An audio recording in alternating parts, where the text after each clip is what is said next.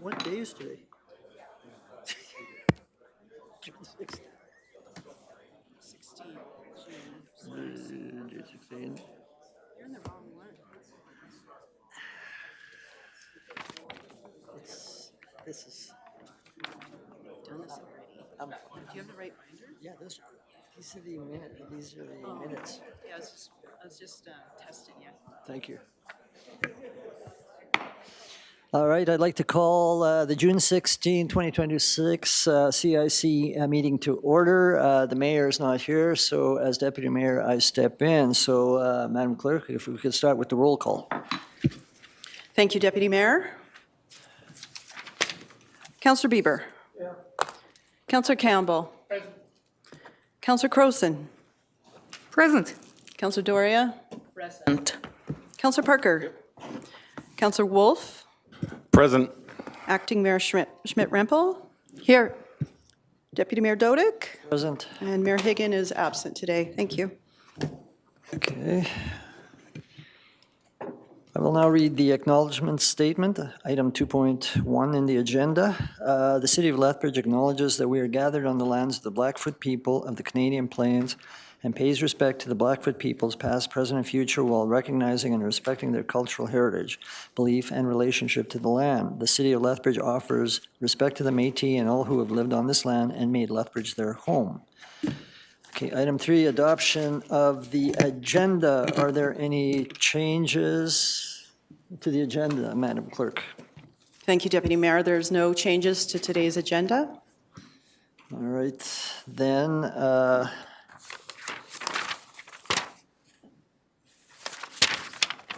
Right then, where is it? This is consent. Yeah, missing one. Thank you. Then I'll have resolutions by Councillor Bieber. Be it resolved that the June 16, 2026 agenda of the Community Issues Committee meeting be adopted as presented. Councillor Bieber. I'll just call the vote. Vote's been called. All those in favor? Opposed? And that's carried unanimously. Okay. Item 4, 4.1 consent agenda. I have a resolution signed by Councillor Crowson. Consent agenda. Be it resolved that the Community Issues Committee approve the minutes of the Community Issues Committee held on June 2nd, 2026, and authorize the chair and city clerk to sign the same. Councillor Crowson. It was a riveting read. I loved the minutes, and I call the question. Okay, the question been called. All those in favor? Oh, sorry. Opposed, and that's carried unanimously. All right, and that'll take us to item 5, presentations. The first one is 5.1, and right now it seems that the first person that will be speaking is Janet Gutzel. Then after that will be the registered speakers in order of request, being Megan Thompson, Charlene Threlasius, and Brad Flavel. After that, I will open it up for any other members of the public that wish to speak. And I see there's a question. Go ahead, Councillor Crowson.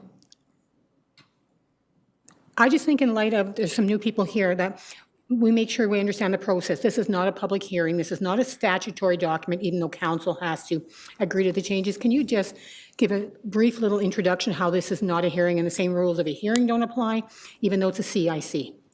Okay. It seems like you've pretty well done that, but so basically what happens today is that people, like the folks in the audience, have the opportunity to be heard on whatever issue they choose to speak on. In this particular case, on this item 5.1, there are people that are actually registered. You don't have to be registered to speak, but what's going to end up happening is that at the end of the time that people have spoken and all the questions have been asked by council of whoever has spoken, including administration. At that point in time, there will be a resolution that will be referring the matter to City Council. I can't say what that resolution will be because that hasn't been decided as of yet, but the general resolution will either be something along the lines that either it be approved or forwarded to City Council for approval, or forwarded to City Council for not approval, or some variation in between. So, but as pointed out as Councillor Kraus, and this is more of a free-flowing thing. The rules of evidence really don't apply, so we're just giving an opportunity to basically to use her words to have a conversation about the issues that we're talking about. And the issue right now that we're talking about is item 5.1, which is the Canyons Outline Plan Part A Land Use Concept Amendment. And I would ask Ms. Janet Gutzel to come forward and present.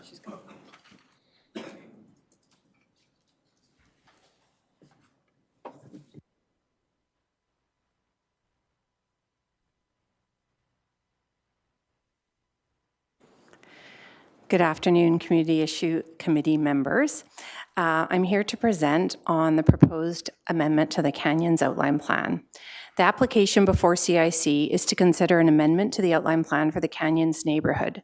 The existing outline plan was originally approved by MPC in November 2009 and amended December 2017.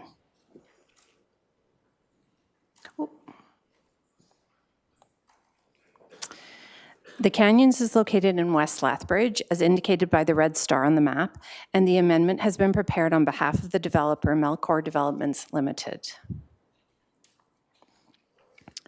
The plan area contains approximately 144 hectares, or 355 acres, of partially developed land lying south of Riverstone and Sunridge. The Canyons Outline Plan Amendment has been prepared in accordance with the policies and objectives outlined in the South Saskatchewan Regional Plan, the Municipal Development Plan, and the Mountain Heights Riverstone Riverbend Area Structure Plan. This amendment complies with the housing types and neighborhood design policies of those mentioned documents. The existing plan is shown on the left, with the proposed land use concept shown on the right. You can see a new elementary school has been added at the intersection of University Drive and Canyon Parkway. Accommodating a new school in the outline plan resulted in a concentration of reserved space, which allowed the developer to revisit other areas of the plan. These changes include providing access to areas south of Canyon Parkway with a connection to University Drive and Canyon Parkway intersection, consolidating park space in the west for a more functional space, and redistributing medium-density housing locations. There are 2 emergency access points to Chinook Trail, shown as red stars. The amended plan has been reviewed by staff, and all technical concerns have been addressed. The events leading up to adding a school site to the Canyons neighborhood are noted on the slide above, and members from the school board are present and available to answer any questions.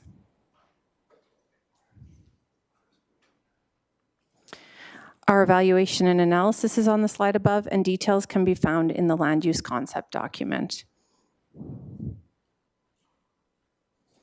For the neighborhood notification, we notified everyone that would be affected within the outline plan boundary, and 132 letters were sent out. The proposed amendment was advertised in the May 30th and June 6th editions of the Lethbridge Herald, as well as on the city website, to provide residents with the opportunity to speak at this meeting. I received an email from a resident who submitted information for today's meeting. The developer conducted an open house to which they can speak to.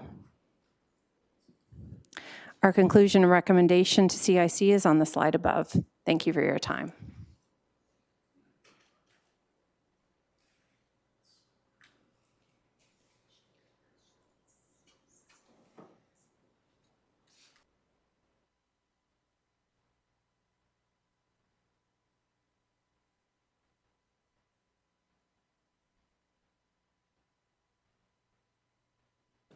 All right, you mentioned that there was someone from the proponent that was to speak to the engagement. Is someone from the proponent here to speak to the engagement?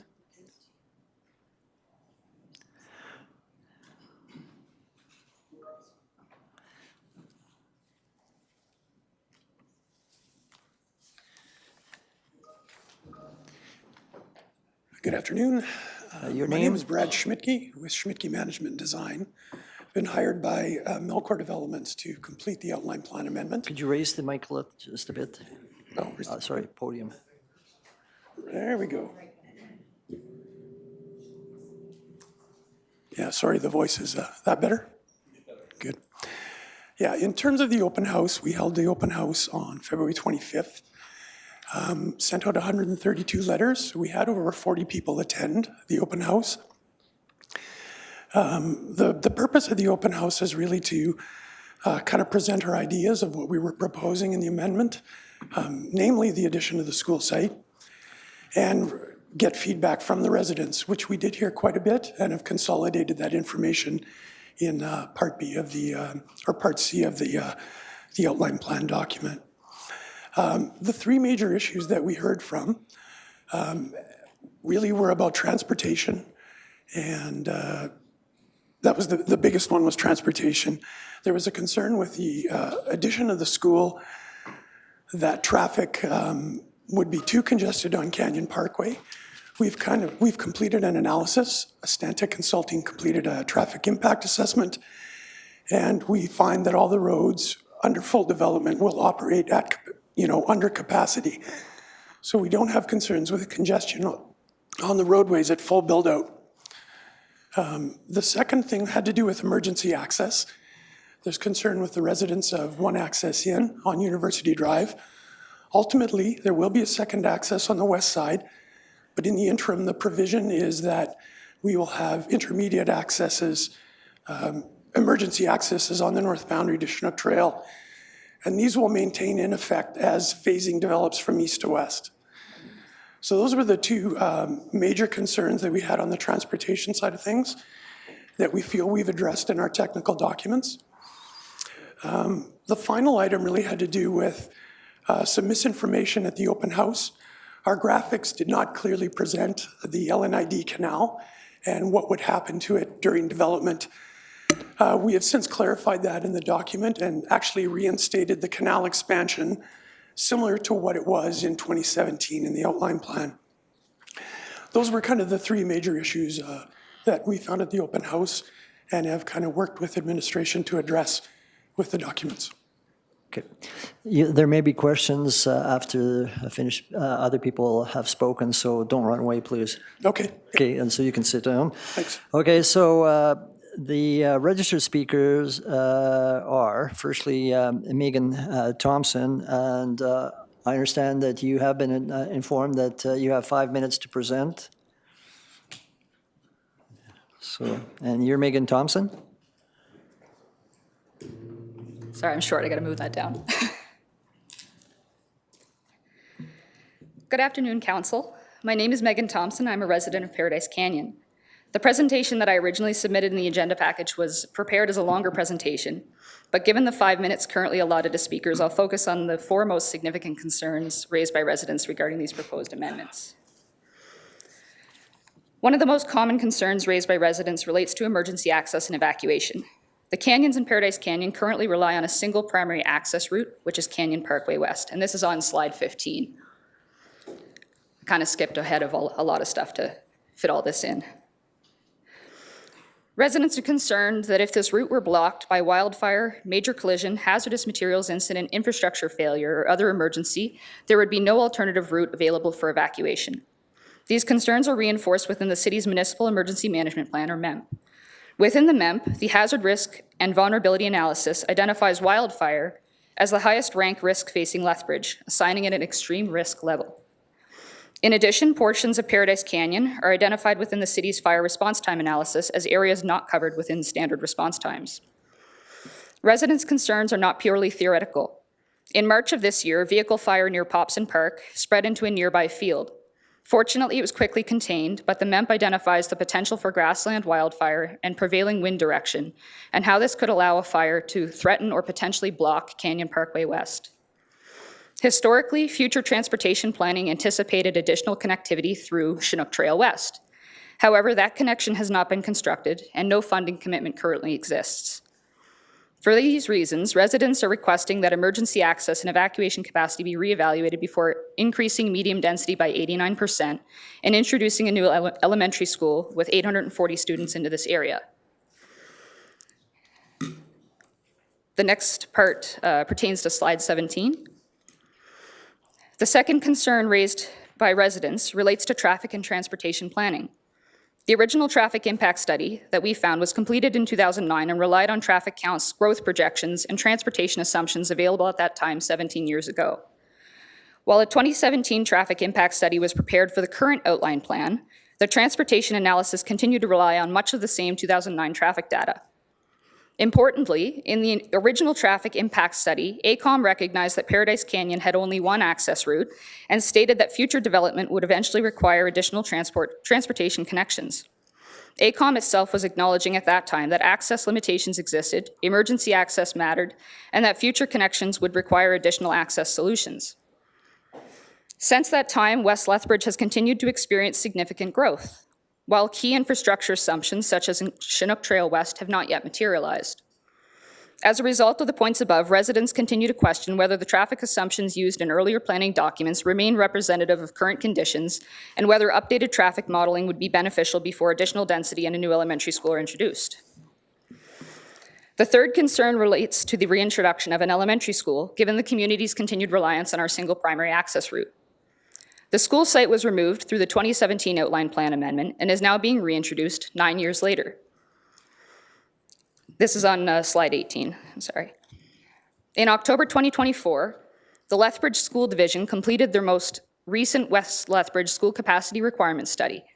Since then, a new West Side Elementary School has opened, modernization investments have been announced for several existing West Side elementary schools, and additional future school sites remain identified in 3 other West Lethbridge community outline plans. Additionally, this study does not incorporate the capacity of schools operated by the separate Catholic school division. Although the province is providing funding for schools, funding alone does not establish a need, and building a school without updated and current enrollment projections and demographic information demonstrating that need is not fiscally responsible. The Lethbridge School Division did not seek the reintroduction of a school in the Canyons after their study in 2024. Rather, they sought it after provincial funding was announced. This sequence raises questions regarding whether the school is being driven by demonstrated need or by the availability of time-limited funding. Residents are not questioning the importance of school and education. Rather, they're asking what new information supports a new elementary school. The fourth concern that I have, and the last one, is the 89% increase in medium density on slide 19. As it is a change in the expectations that residents had when choosing to live in this neighborhood. The area structure plan, as well as marketing materials such as the entrance signage and online materials for the canyons, reflect a lower density, higher-end residential environment. As a result, many residents understood the community to be planned as an estate-style neighborhood with limited density.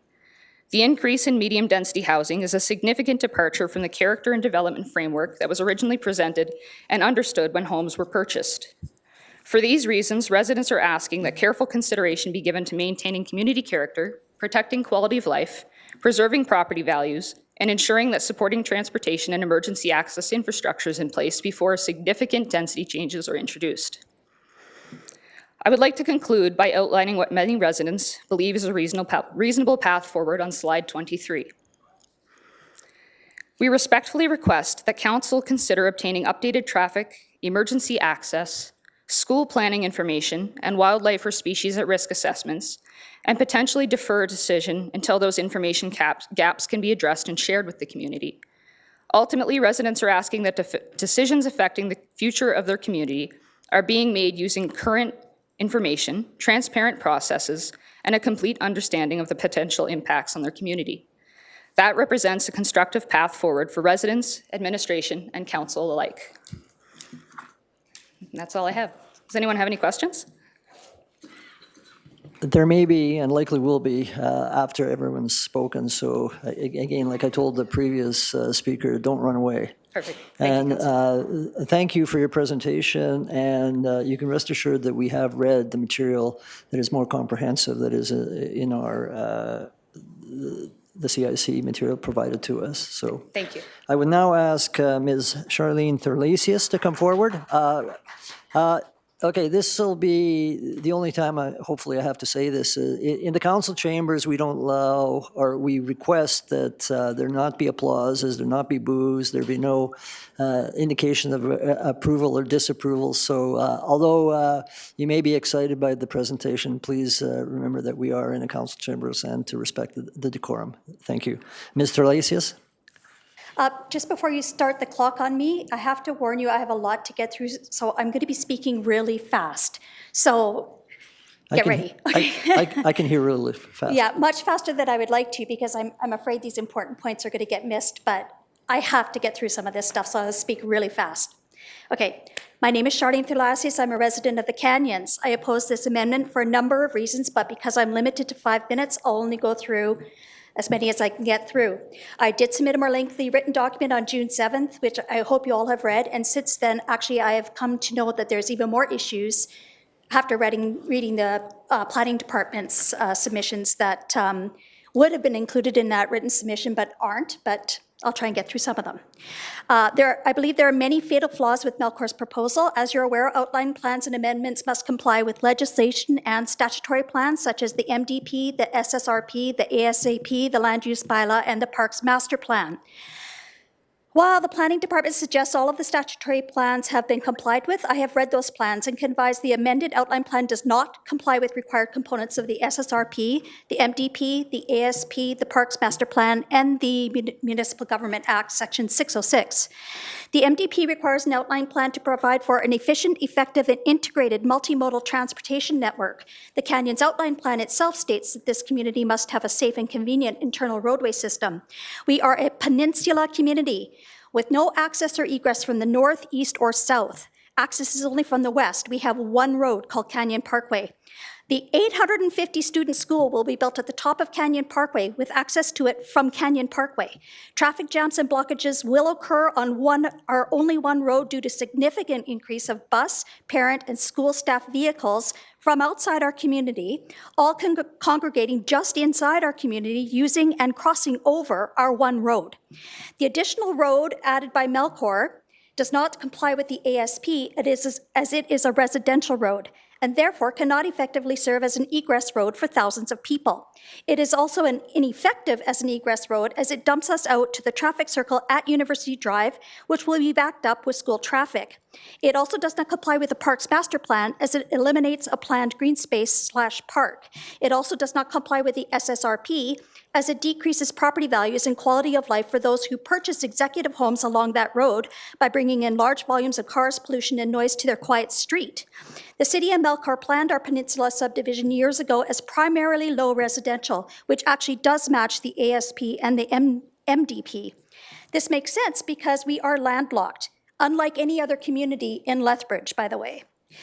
It is no surprise then that we do not have the road infrastructure to withstand an 850-student school and higher density.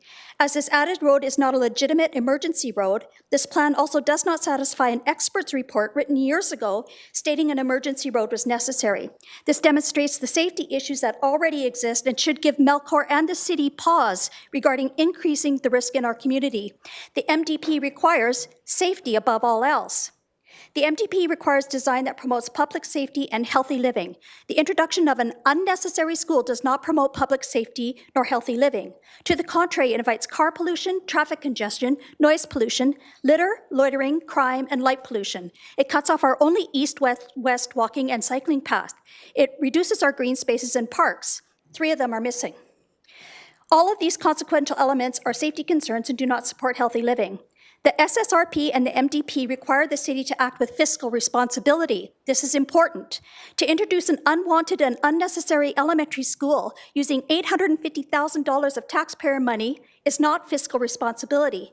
The school is indeed unnecessary as there are already 8 established elementary schools on the west side and 2 more in progress. Teachers have actually told us that many of these schools are not at full capacity. The SSRP required design that provides quality of life for the residents. Melcor's advertisements about the canyons for years state that people should buy in the canyons if we want quality of life. It states our executive community will provide serenity, abundance of parks, ponds, creeks, plenty of trails and recreation, peaceful and quiet community away from the city. Currently, people who live in the canyons east of University Drive have chosen to live here because there are only houses, parks, and nature. It is quiet and not congested. Adding a school and more density only adds congestion, safety issues, chaos, noise pollution, litter, loitering, crime, and light pollution. This does detract from our quality of life. Statutory plans and case law state that development in a community must be in keeping with the character, intent, and nature of our unique peninsula community. And the ASP states that the plan or development must serve the community needs. This plan is not in compliance. Our community consists of houses and nature. Both the ASP and MDB states the canyon is to be a residential community. Inserting an unnecessary large school building is not only visually unappealing, it does not match with our community, and adding in noise, litter, pollution, traffic, and pedestrian chaos does not equate with serenity, quiet, and nature. Not only does this not comply with statutory plans, it is in direct opposition of Melcor's advertisements about why you purchase in the canyons. Regarding the ASP Section 3.5, the planners did not provide evidence or information as to why a school was necessary for the canyons. In fact, they are clear that the Lethbridge School Division could have put it anywhere in Lethbridge, but the school division decided on the west side. The only rationale for the location chosen was ease of servicing, which was necessary because the school division's in a rush. It is not relevant planning factor. This plan does not comply with the ASP at 3.5, which states school sites are to be designated in locations that will effectively meet the needs of new residential neighborhoods. There's been no needs demonstrated, and in fact, we know that schools on the west side, which there's 8 of and 2 more already in progress, are not at capacity.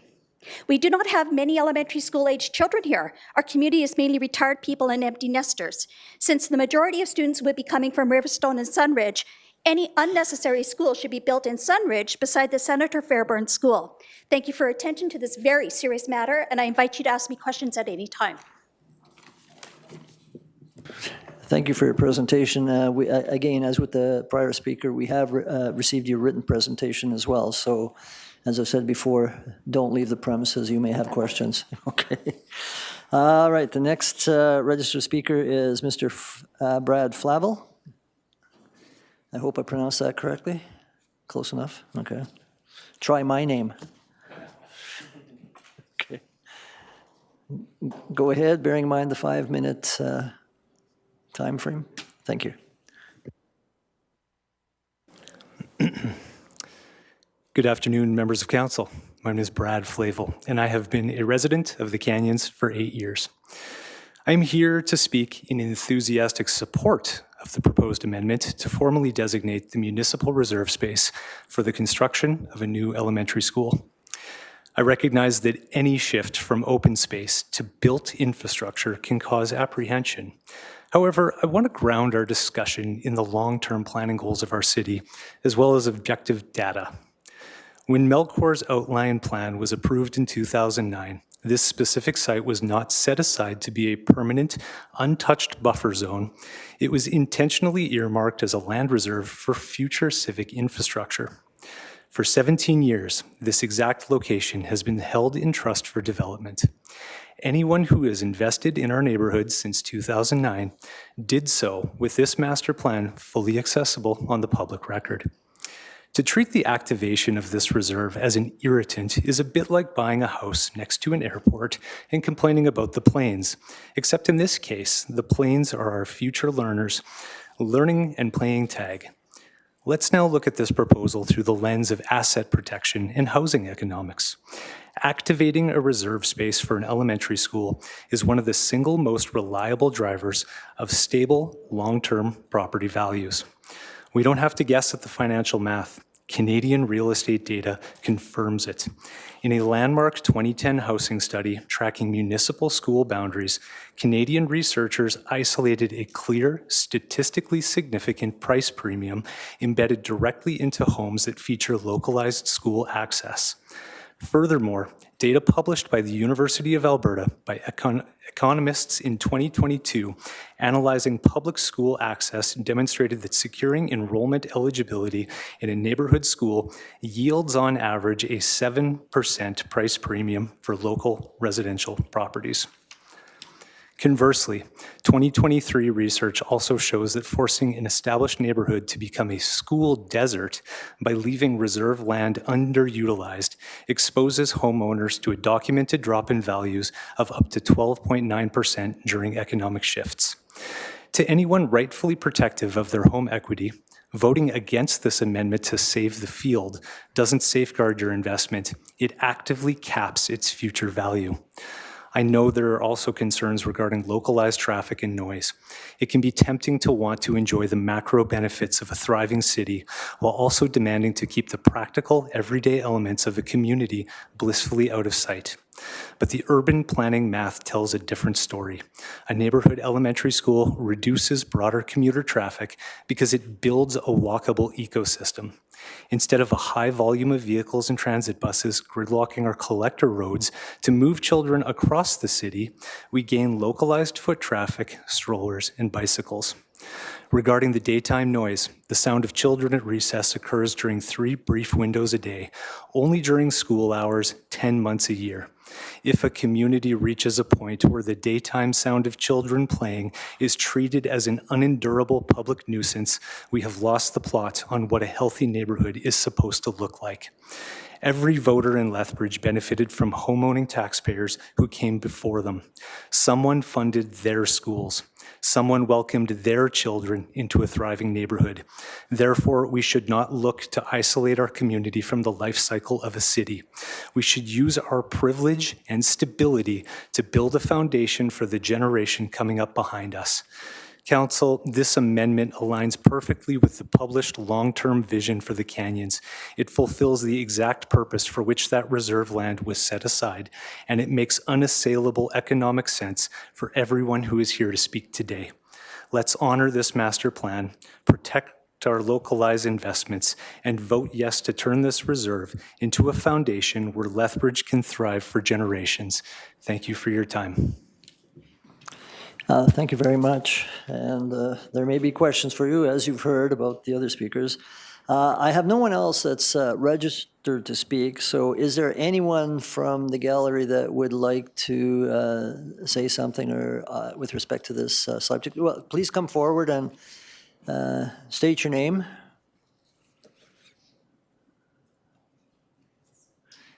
My name is Michael Lestraco. My wife and I are residents in the Canyons. One comment I'd like to make about a presentation that took place before was the notification method that was used. I believe that everybody that's located southeast of the proposed school was insufficiently notified since the traffic patterns to get down to Paradise Canyon itself and areas surrounding that are probably just as affected as everybody else. So I believe that a better method could still be implemented to provide this information to the public. Newspaper ads, they're not going to work. Newspaper information, radio stations, that's not going to work with the way people communicate today. Some degree social media, but I would say email or text messaging, which I believe the city of Lethbridge has access to for most residents, would be the way to contact people. The cost of the post office, no question, is something that the city probably doesn't want to bear, but I think it's something you have to look at. The other question I have is why the location of the school was chosen and what input the district or the school board itself had in this. It's not clear on why it was done. The servicing issue to me is not an acceptable explanation. I think you have to look at long-term. Your vision has to be looking down the road, not at the road. And I think at this point, I'm not convinced from what I've seen that this was done. The planning department can do everything it says it does to the best of its ability. But the residents, I think, who are there every day and see things every day are in a better position to provide input. As a retired high school principal, I can tell you who served at 3 different high schools, I can tell you that traffic patterns are greatly affected by the location of a school. We always undertook to have a separate road access that took traffic away from neighborhoods and main access roads so that, in a sense, the school itself had its own neighborhood. Instead of being a part of the neighborhood, I even looked at the proposed economic development where kids are apt to leave the school for lunch. They'd have to cross the road to get to a convenience store, a Tim Hortons or whatever is located there. As far as I'm concerned, the school should be located on the same side as any development that takes place. And as far as the traffic is concerned, listening to the residents in their presentations, which were thoroughly researched, I believe that any access roads that are added to provide through traffic should be done in undeveloped areas that don't affect people that are currently living in a particular area. I think you choose an area based on what you see. And then when something like this comes in as a change, and then they have to turn around and make another change to traffic patterns to accommodate the school, the whole thing is thrown off its original intention. So I'm asking everybody to take another look at this, and I even suggest that maybe a new information procedure should be followed to postpone this until things are clarified. Finally, when a school board decides it wants to build a school, it's normally done after years of planning. When a provincial government comes up with the funds, school boards are normally in a position to say, let's just get this thing done because we've got to get the money. And I'm not convinced that the ultimate and best decision is ever made. So I'm asking council and the planning department and all those involved to take another look at this with the intention of perhaps redoing some parts of it to accommodate all the concerns that were raised. I thank you for your time. Thank you. Is there anyone else from, apparently there are. Come to the mic and state your name, please. I see there are members of council in the queue. I'm going to wait until all of the presenters. Okay.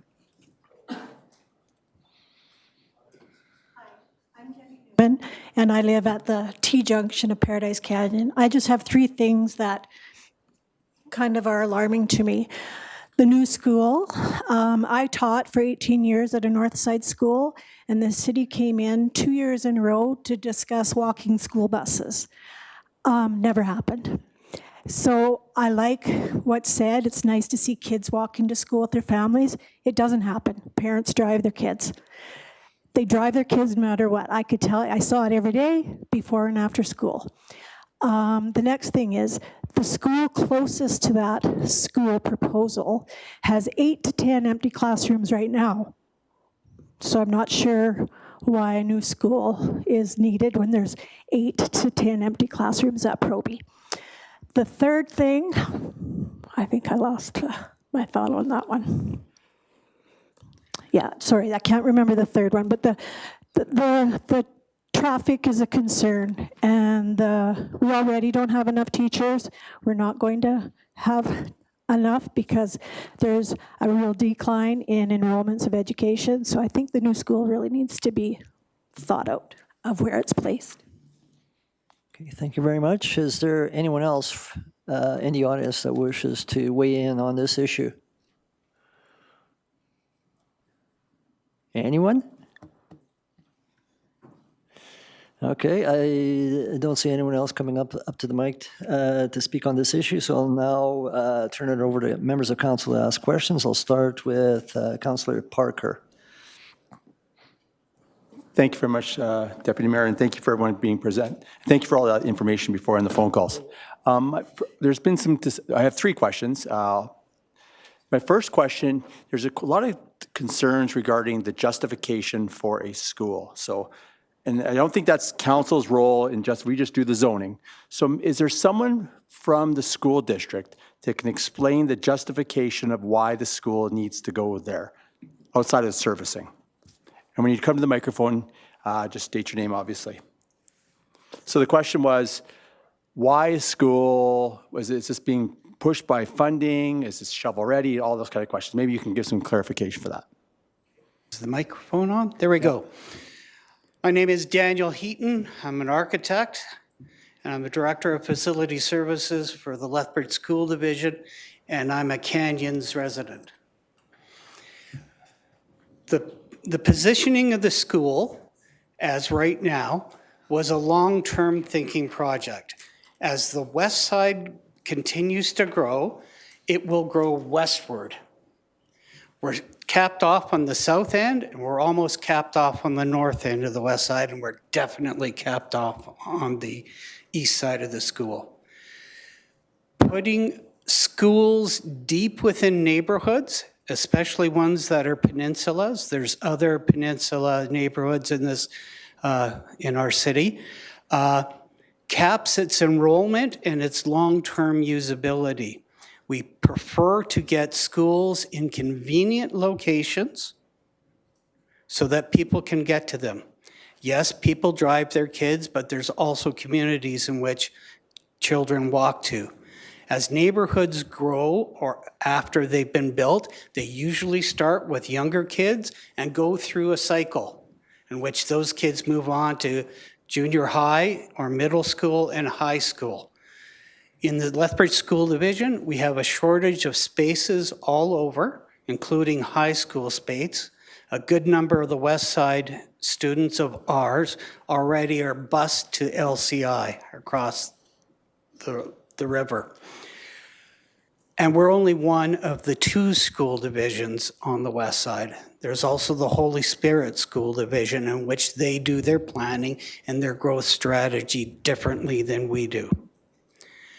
Putting a new school on the south end helps us in our overall providing of services and education. Our specialty languages programs have exploded in the last little while, French and Spanish. We're trying to position those in usable locations, convenient to all residents of the West Side, but also understanding that we need school space for other students that are coming to our division. Our school being placed where it is right now, yes, there is funding available, but there's no construction funding as of yet. We can't get construction funding until we have a site.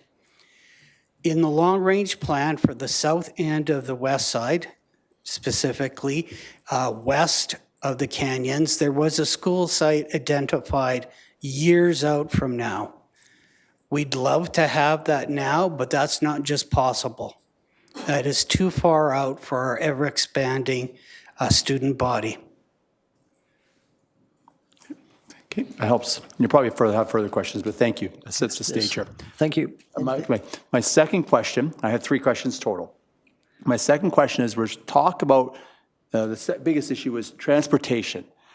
Mr. City Manager, could you have someone from your department show us some way how the vehicles are going to access this? The area structure plans are, can someone show us how the vehicles are going to be accessing, maybe I'm setting the stage here, how they're going to be accessing the school and this new area here? Possibly, because there's been talk, there's a single lane, there's a double lane. Thank you, Mr. Eaton.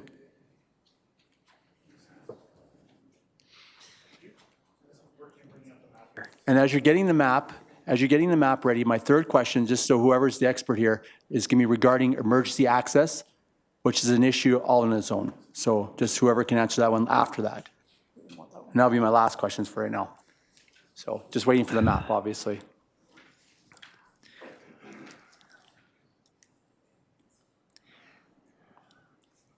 You have the zoomed in one a little bit more? Yeah. Or just. All right, so the question being, how do we get in and out? Yeah, so the big issue that I've been hearing from people is there's going to be traffic is going to be backed up.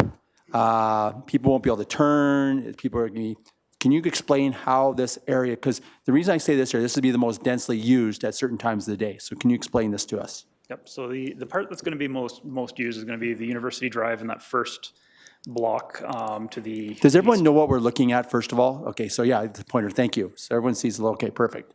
Yep. Thank you. And then that first block east on Canyon Parkway. Other way. Thank you.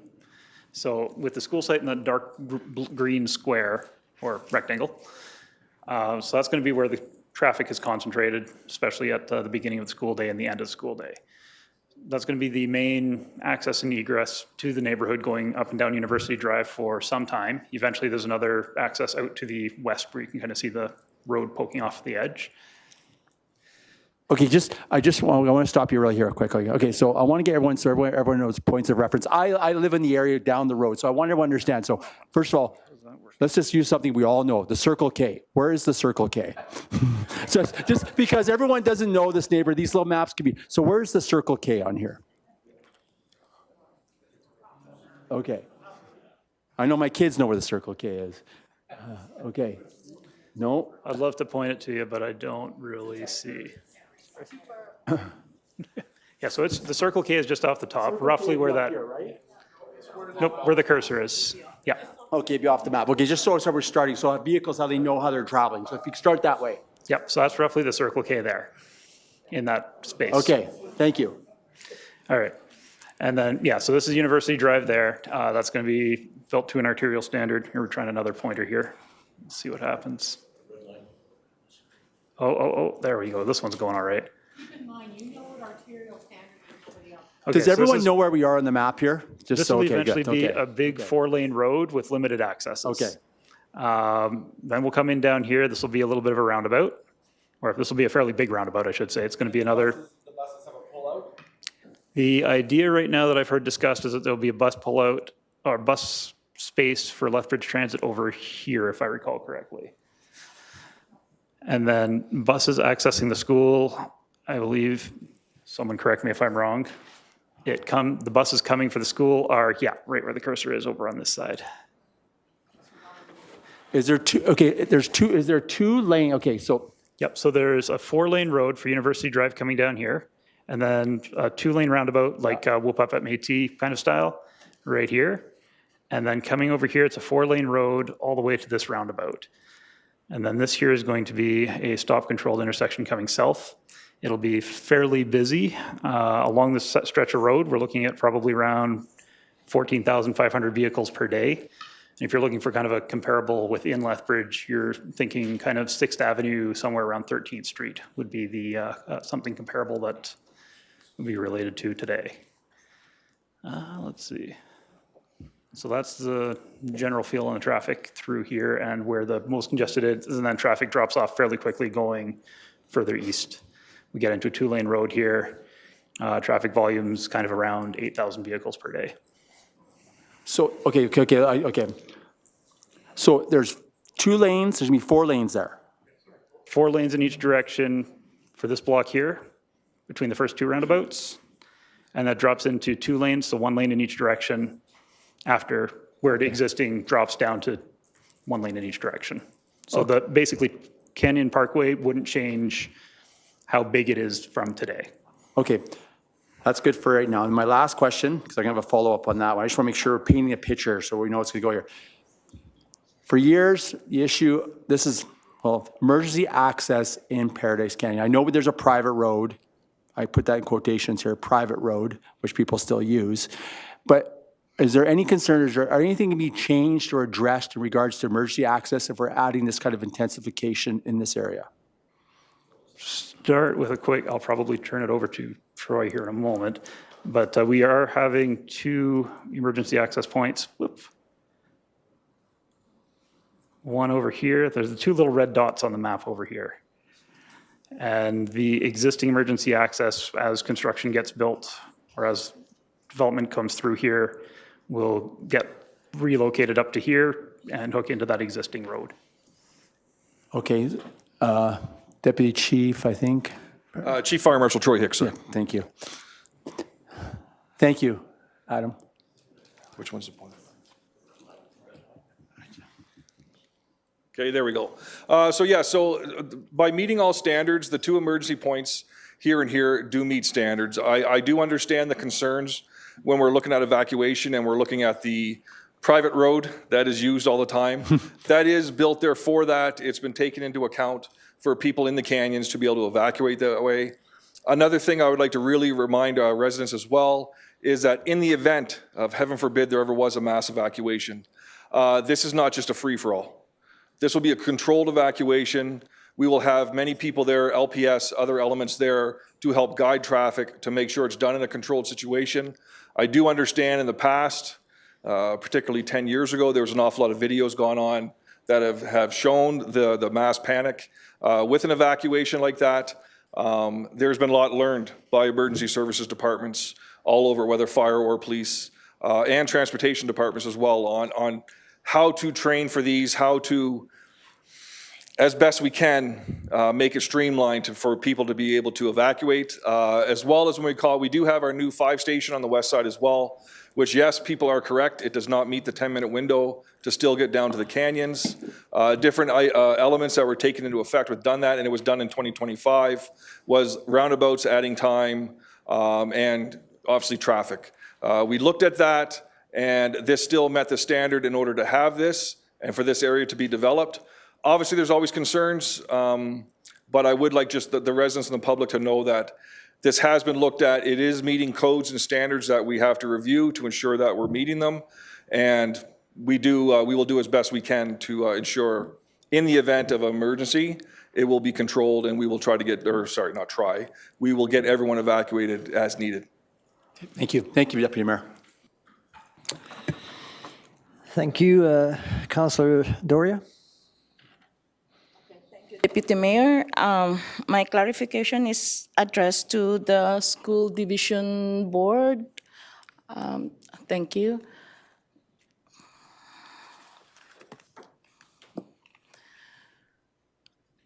First of all, thank you everyone for the very good presentation. We have also the copy of your report, so we were able to look into that. So my question is,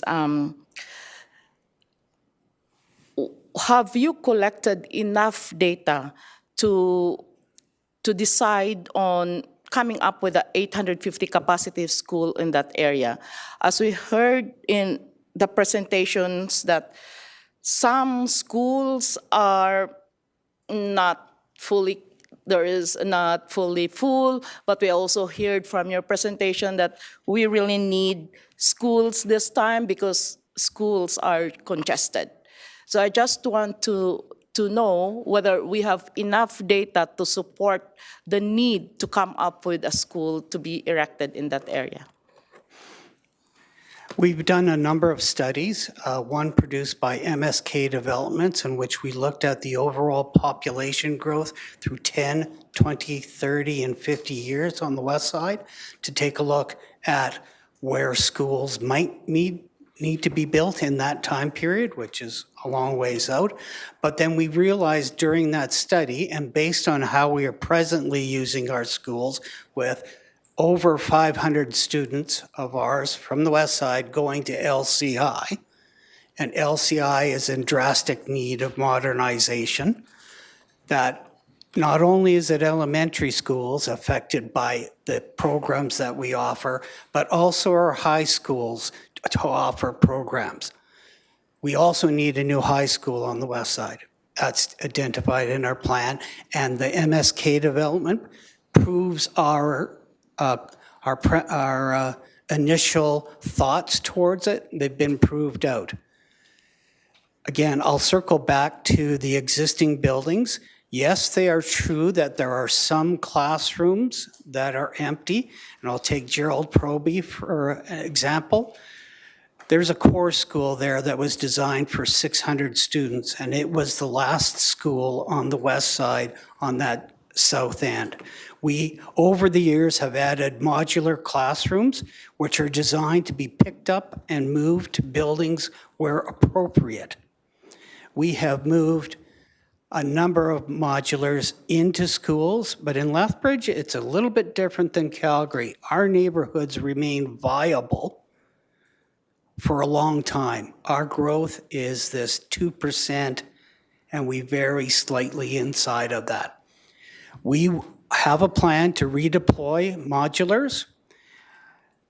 Our choice to use the 860 or whatever number is because we have a brand new school built up on the north end of the west side, specifically up in Gary Station. When we started planning with that, we talked to the developers and they said this is where they're going to go. So we started the process of getting a school in place up there. It took us years. We designed a school that will be at that 800, 900 student, but right now it's at a 600 plus. That school is now full, and we haven't been even open a year now. And there's more developing happening to the west of that. There's a crunch overall on the west side, as far as school space, so we're trying to manage that. I'll also say that Gerald Proby School has, I believe it's 12 modulars off the back of it. Its sister school, which is Mike Mountain Horse, designed for 600 students with this space in there, has 21 modulars off the back. That means we don't have enough gym space, we don't have enough art space, we don't have a library big enough. We can't keep on adding bits and pieces without committing to the school body core, which is gym space, so on and so forth.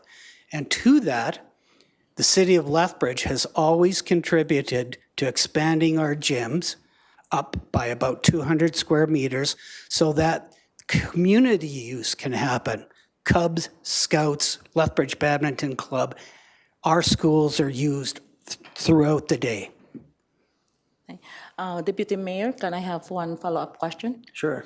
Okay, you mentioned you're a resident also of the Canyon, and I heard during the presentation that they said that area is more for retirees. Are we expecting more school from a new school from that area? I just want to be informed on that part. Yes, I'm a resident there. I have kids in elementary school. I live there. Neighborhoods go through transitions. People buy their houses when they're in their 20s and 30s, and 30, 40 years out, they're going to do something else. That is going to happen with every neighborhood we have. I grew up in the Agnes Davidson area. That school was on the edge of the city at that time, and by the time I graduated, I'm 65. Mark, sorry, Mark. I'm 65. We were on the edge, and there was houses being built. That school remains viable to this day because of the slow growth and planning further out. Tudor Estates was not in that plan when they built that school, but guess what? That's helping feed that school. Things happen, things change. We are trying to accommodate those changes by doing things correctly. The West Cooley Station building is designed to have modulars attached to it from day one, so that there isn't a labyrinth to get from one spot to the other. It's specifically designed to take two-story modulars so that we're not eating up playground space, we're not eating up the playing fields by putting these modular classrooms out there. Our plan is to be fiscally responsible, keeping our building sizes to a manageable level, because our funding for maintenance and teachers and whatnot is based on population, our student population. We try to manage that. Thank you very much. Thank you, Deputy Mayor. Councillor Wolf. So if you could just, for the multitudes listening, and for those of us who just like a basic, like, you feel at this time, given the information you have, the reports that you mentioned, are how recent, sir? The studies? The studies, all within the last 5 years. Okay. So in your estimation, working for the school division, you feel quite confident that this school will have students in it and it's going to be used? Again, we will manage that. We've shifted boundaries. When we opened West Cooley Station, we shifted boundaries with coal banks to make the schools viable. We always move the boundaries to best utilize our schools and give the residents and the taxpayers of the city of Lethbridge value for their dollar. Can you give me a nice looking school? Absolutely. Thank you. Mr. Sanchez, can you just speak a little bit to transportation? I just want it black and white clear that we've done our due diligence, what the numbers are, why we feel that this, from a transportation point of view, is viable. I think we've covered off emergency. I think we've given those answers, but just on a day-to-day, kind of where we are on that, please, sir. Yeah, thank you for the question. From the transportation side, I will say that even both the consultant and the team have looked at the numbers. There was a recent TAA completed, and they have looked at the traffic pattern the daily number of vehicles and everything meets the criteria that we have. When you look at emergency access, they have identified those two, and they will evolve as this happens over the time. When you look at the canyons, the plan that is being presented is to build east to west. So everything will be continue to build from what exists today by the canyon ponds to the west up to where University Drive is. And the plan that has been presented meets all the criteria, even at the additional road that was mentioned that is now connecting the south of University Drive with the existing canyon areas that we have. So we believe it meets all the criteria that we need to move this forward. Okay, I'll step out for now. Thank you very much for that. Thank you. Councillor Campbell.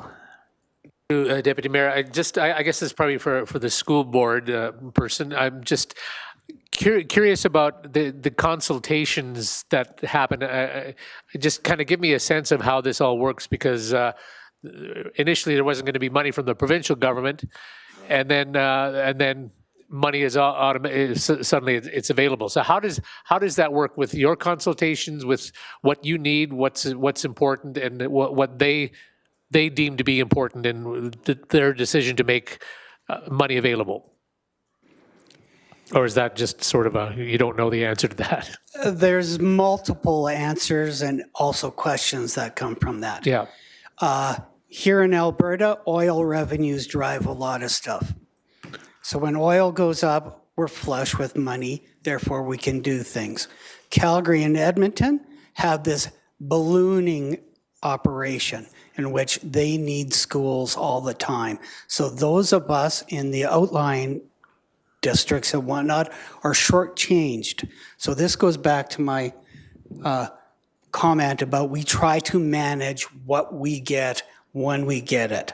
We have been promised that we will get construction money. We have money right now for planning and initial design to go from there. We've been promised that the construction money will show up shortly. We're not sure when that will be, but then other buildings have also been given to us. There's a comment meant to say 2 more buildings on the west side.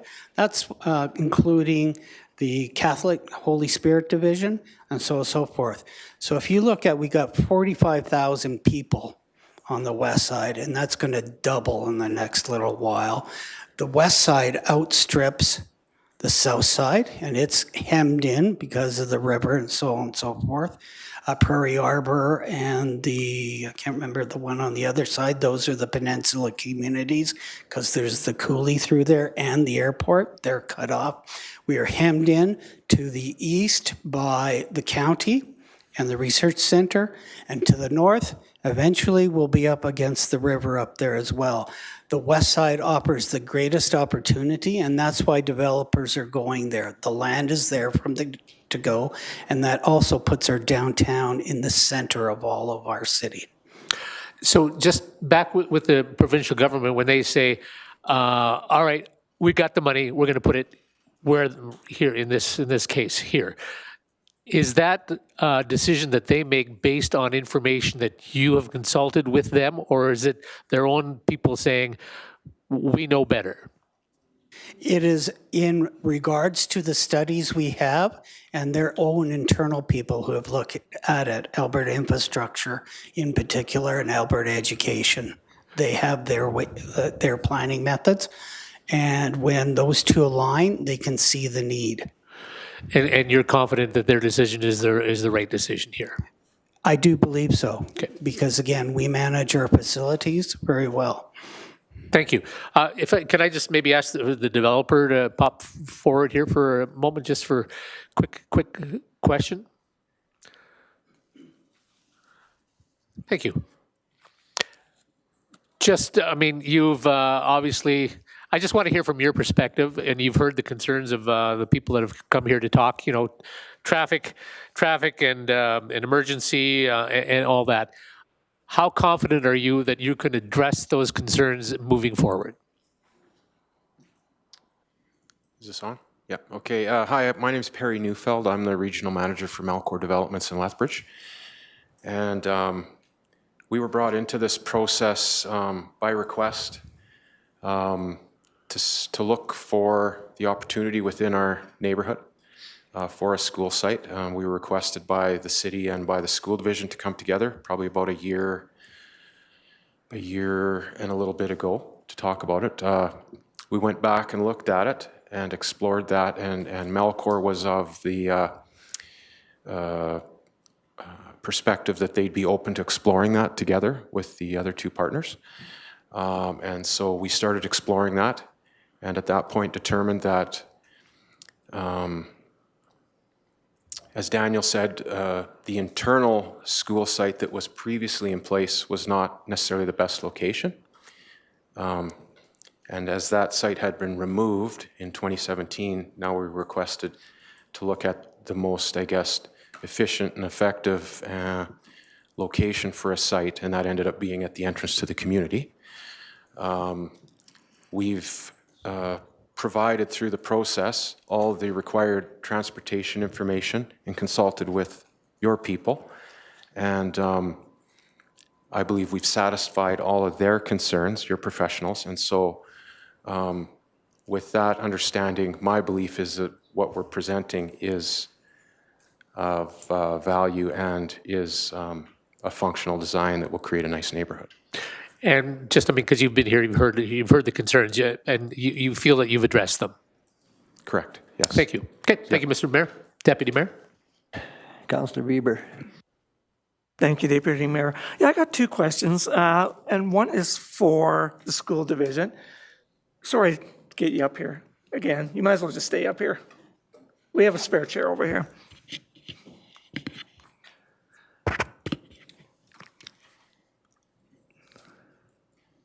Just curious, was Watermark ever considered as an elementary school, since we do have Joyce Fairbairn Middle School, and there is planning at some point to be a residential development in that area? Yes, it was considered, but there is no new development going on in that area at the moment. The north end of the west side, where we just put the West Cooley Station, there's 2/4 or 2/2 sections under development right now, and another one going in around one of the detention ponds right off of Métis Trail. So that end of the west side is going to come under pressure as well.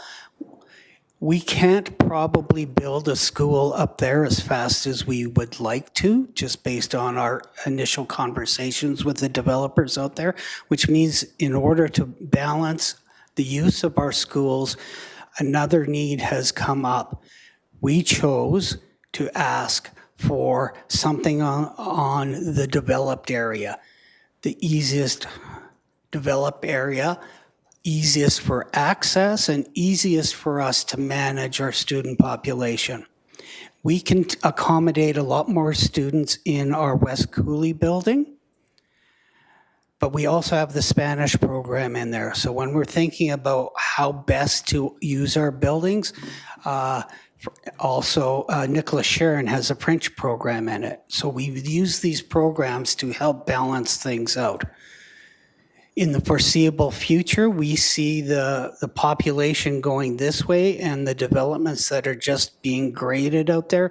We don't think they'll come online fast enough with the ever-increasing population turnover that we have in the existing neighborhoods on the west side. Thank you. And just to one of the residents, I mean, part of this plan looks at densification. Are there any issues with densifying Paradise Canyon? Are there any concerns about that? So, and I'm wondering if somebody could speak to that. Could you please come up? Could you please come up?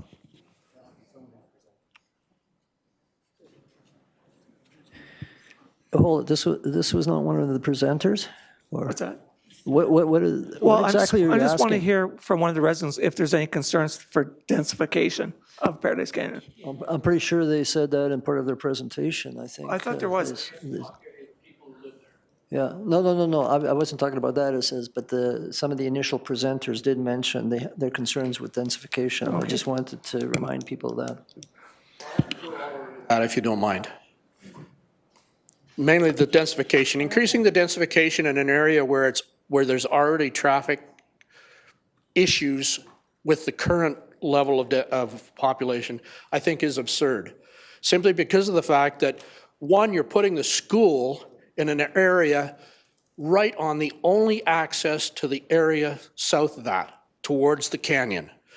That is absolutely crazy. And not only that, but you're increasing the density of the area by changing it from low residential to medium residential, and that is going to create issues. That traffic circle is going in at Canyon Boulevard and University Drive. Is it going to have crosswalks at it? Because I'll tell you, the crosswalks at Riverstone on the traffic circle there create havoc. I've seen accidents there. And by putting a school right next door to it, where they're going to get students crossing the road during the times of day when people need to get in and out of that, 9 o'clock in the morning, 2 o'clock, 3 o'clock in the afternoon, you're going to have some issues with people getting hit down there. The traffic is supposed to be doing 40 kilometers an hour down those roads. I've seen about 100 kilometers an hour down the road, and there's never police around.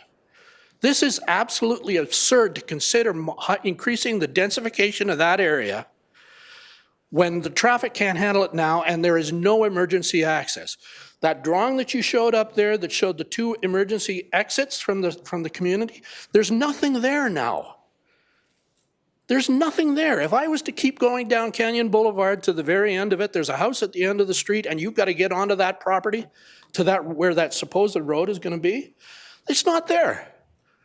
It's the same with the one that goes through the yard of that person who lives off in the field near Chinook Trail. There's nothing there right now.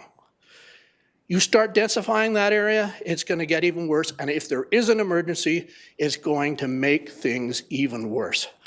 And regardless of what the emergency access people say, that is not taking into account real life. It's just not there. Okay, thank you so much. Thank you. Could we get your name for the record? Sir, could we get your name for the record? We need your name for the record because we don't have it. Hi, I'm Peter George. Thank you. I live on Canyon Boulevard. Okay, thanks.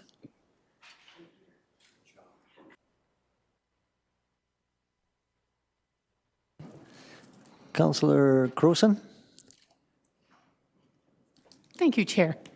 Ms. Gutzel, I'm not sure if you or somebody else on staff can answer this.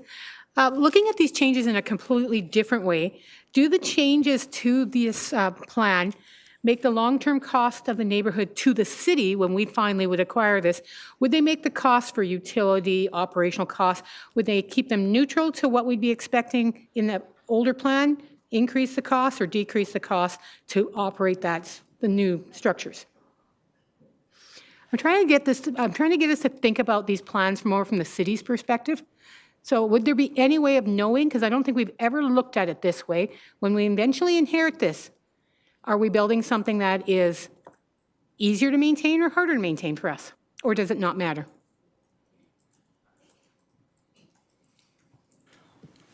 So I will try to answer that question. So when it comes to use of the infrastructure, city infrastructure, I believe this benefits the city in terms we're doing a better use of the infrastructure that we have in place. When it comes to using the parcels and the development, that becomes a question for the school district if there will be a saving or not for them to operate the sites. But overall, for the city, there is no, other than benefiting having an elementary school that will serve that area of the city and also Riverstone and Sunridge to a point, there is no additional benefit for the city. Okay. So one of the questions I'm already asking for every plan that comes to us in the future is what is going to be the benefit of long-term, because the way we build these, when we eventually acquire them, we need to think about them, because I think some we have built that are a little more expensive than we anticipate. But this one, if we go this way, there actually could potentially be a better saving for the city long-term. Overall, again, when you look at the infrastructure and the services we have there, the answer is yes, it will make it better. Okay. And again, I don't know if anybody can answer this. Again, because this is not a public hearing, it's a CIC, one of our regular committee meetings. Was there any legal requirement to reach out to people from the city or from the developer?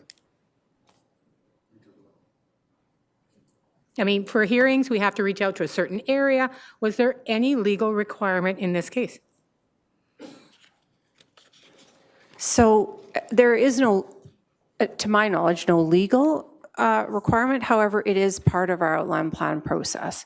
So part of the process requires that the developer, whether they're doing a new outline plan or an amendment to an outline plan, they are responsible for doing an open house that informs the neighborhood. But do we have to give information to houses within a certain distance as within public hearings? It's just we just use the standard process. And this was a little odd in that the 60 meters obviously was a little. Because there's nobody in that 60 yeah, meters. and so we actually included most of the houses that are in the plan area. Okay. One last question. Is there any legal requirement to the city to follow along with basically sales pitches by developers promising this? Is that a legal requirement to city as we do zoning changes? Not to my knowledge. Okay, thank you. Thank you very much, Chair. Acting Mayor Schmidt-Rempel. Thank you very much, Chair. Through you to the city manager designate, and I'm going to guess Mr. Sanchez perhaps on this one, following up on what Councillor Crowson just stated. So communications for this with residents, was that the responsibility of the city of Lethbridge or was that the responsibility of the developer?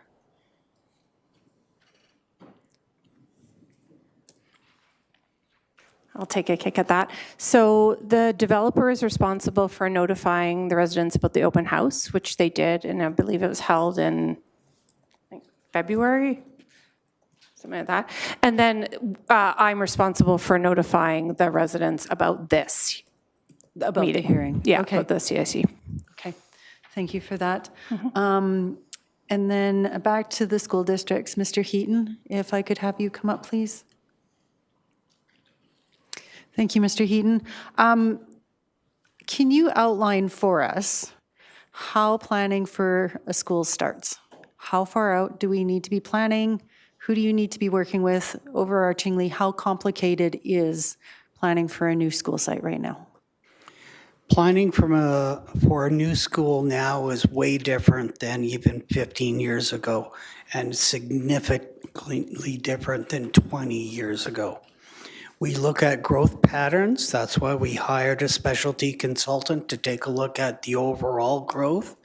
And that study also included interviews with developers to give us an idea where they're thinking of going so that we could start strategizing where we need to be well ahead of the game, have sites identified or neighborhoods identified where we can place our operations to best serve our community. So how far out then do you need to start planning for new school builds? Some of them were 10 or 15 years out. Development happens as development happens. For instance, the West Cooley neighborhood wasn't really on our radar, but it did come up and we responded accordingly. We asked for a site from the developers, and there was 4 developers involved in getting us that one site. They all shared in giving us the municipal reserve of the school. We also realized that there'd be more development up there, which came sooner than we had realized, but that one worked out very well, in which we are on the edge of those communities as they start to develop. But we have some operational considerations, again, with teaching space, school space, and other ones, and the specialty programs that we offer, and trying to give our residents what they ask for our elementary, middle school, and high school. Okay, so you outlined that it's how many parties do you usually have to work with when it comes to planning a school site? With the the West Station one, you'd indicated there were 4 developers. There's 4 developers, there's engineering consultants, staff with the city, so on and so forth. We all work together to do this. So as a minimum, it's probably 25 stakeholders. It becomes more, let's see, I don't want to say, it becomes better for us if we can work out into the future longer than it has been in the past. We know money is tight, everything's more expensive, including in our operation. So we would like to keep our schools operating at 80% thereabouts, because that allows us to have the right maintenance money. Roofs wear out, all this kind of stuff. So we try to work well ahead of when we actually need the need. However, West Side is growing significantly faster than any other ones, and our needs are now on the West Side. Okay, and one final question before I step out. Is there any concern with not being able to fill the classrooms should this be built? Not at the moment, not that we can see. Again, with some of the other buildings, we might see a dip in, as this new one comes on, we might see a slight dip in the student population, but we've done this before. Mike Mountain Horse, for instance, was affected by West Cooley, and there was a slight dip in that. Coal Banks was also affected by West Cooley, but we balanced those 3 together, again, to operate as most efficiently as we can. Okay, thank you. Councillor Parker. Thank you very much, Mr. Deputy Mayor. So I'm going to compartmentalize. The emergency access is an issue that we're going to have to discuss, even if there wasn't a school, if there wasn't this development. That's an issue that's going to have to be addressed. And I think we need to do a better job of explaining this in the future, not now, but in the future. I think that's going to be an issue no matter what happens with this school. So that's something administration hopefully has heard loud and clear, that obviously there needs to be more education or better understanding of what's going to happen out there. I grew up on the West Side. I remember moving to the West Side in 1984 when Nicholas Sheridan was just a little, well, the trees were small, the park was always big. And I also remember schools being developed on the peripheral. For example, Mike Mountain Horse. If people remember this, it used to be kind of almost at the end of the north side of the West Side. There used to be a turbo gas station. If people recall that, that was the end of the West Side.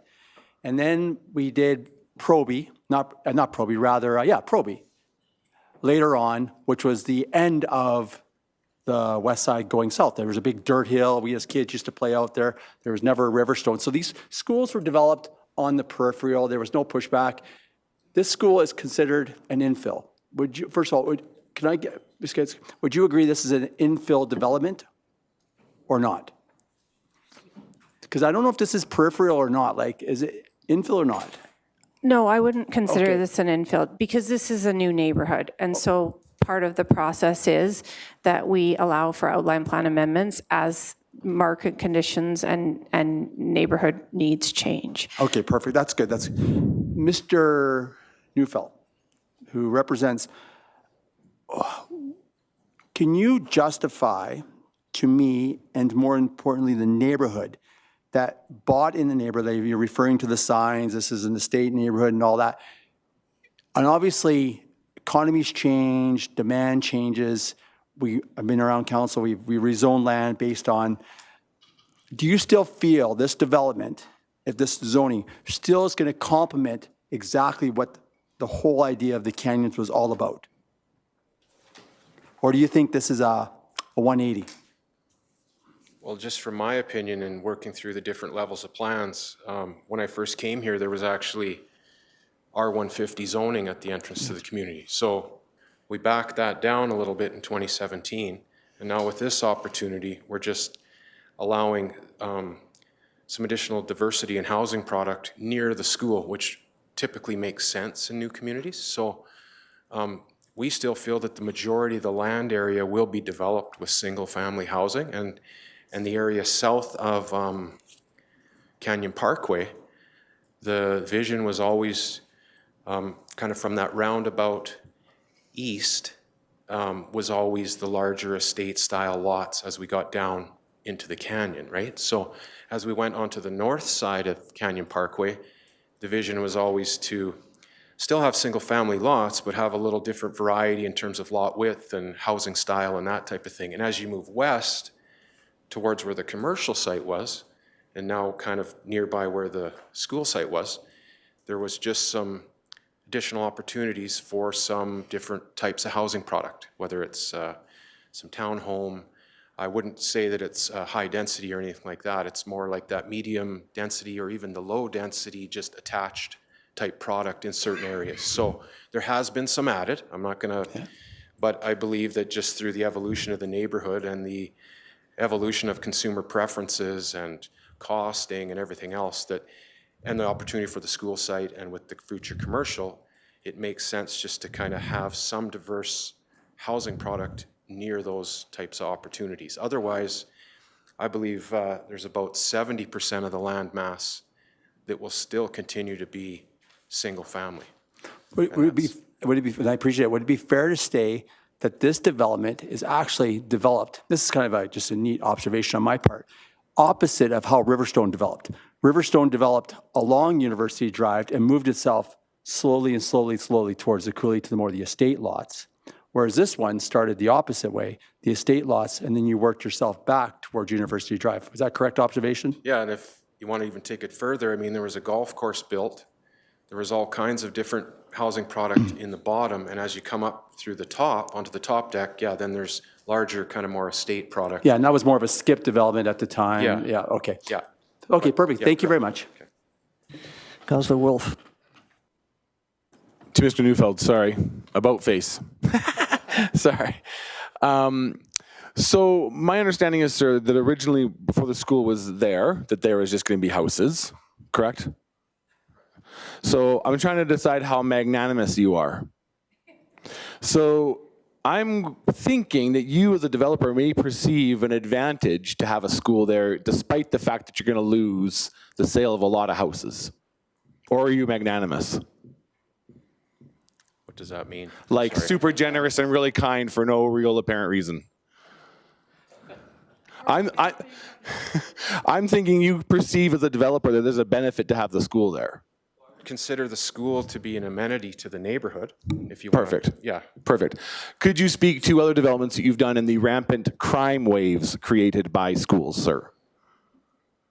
Well, we just did a project with West Cooley Station, where we led the project on behalf of the developer group to coordinate getting that together. And unless there's crime happening there that I don't know about. Okay. Just, I know it's a concern for some of the people about the system. I don't think schools cause crime waves, but I just want to make sure that's your common observation. And I think you are really a magnanimous guy. Thank you.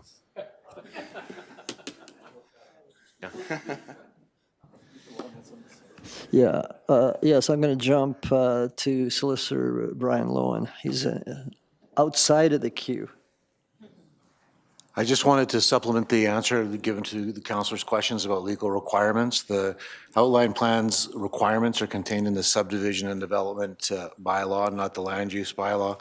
And there's no, just to differentiate between what we sometimes talk about as notification being like in the land use bylaw where you have to mail out to individual addresses within a certain radius. There's no requirement like that, but it is required as was indicated that this hearing be advertised in a manner consistent with other statutory plans, which the materials show that we have done. So the those are the legal requirements.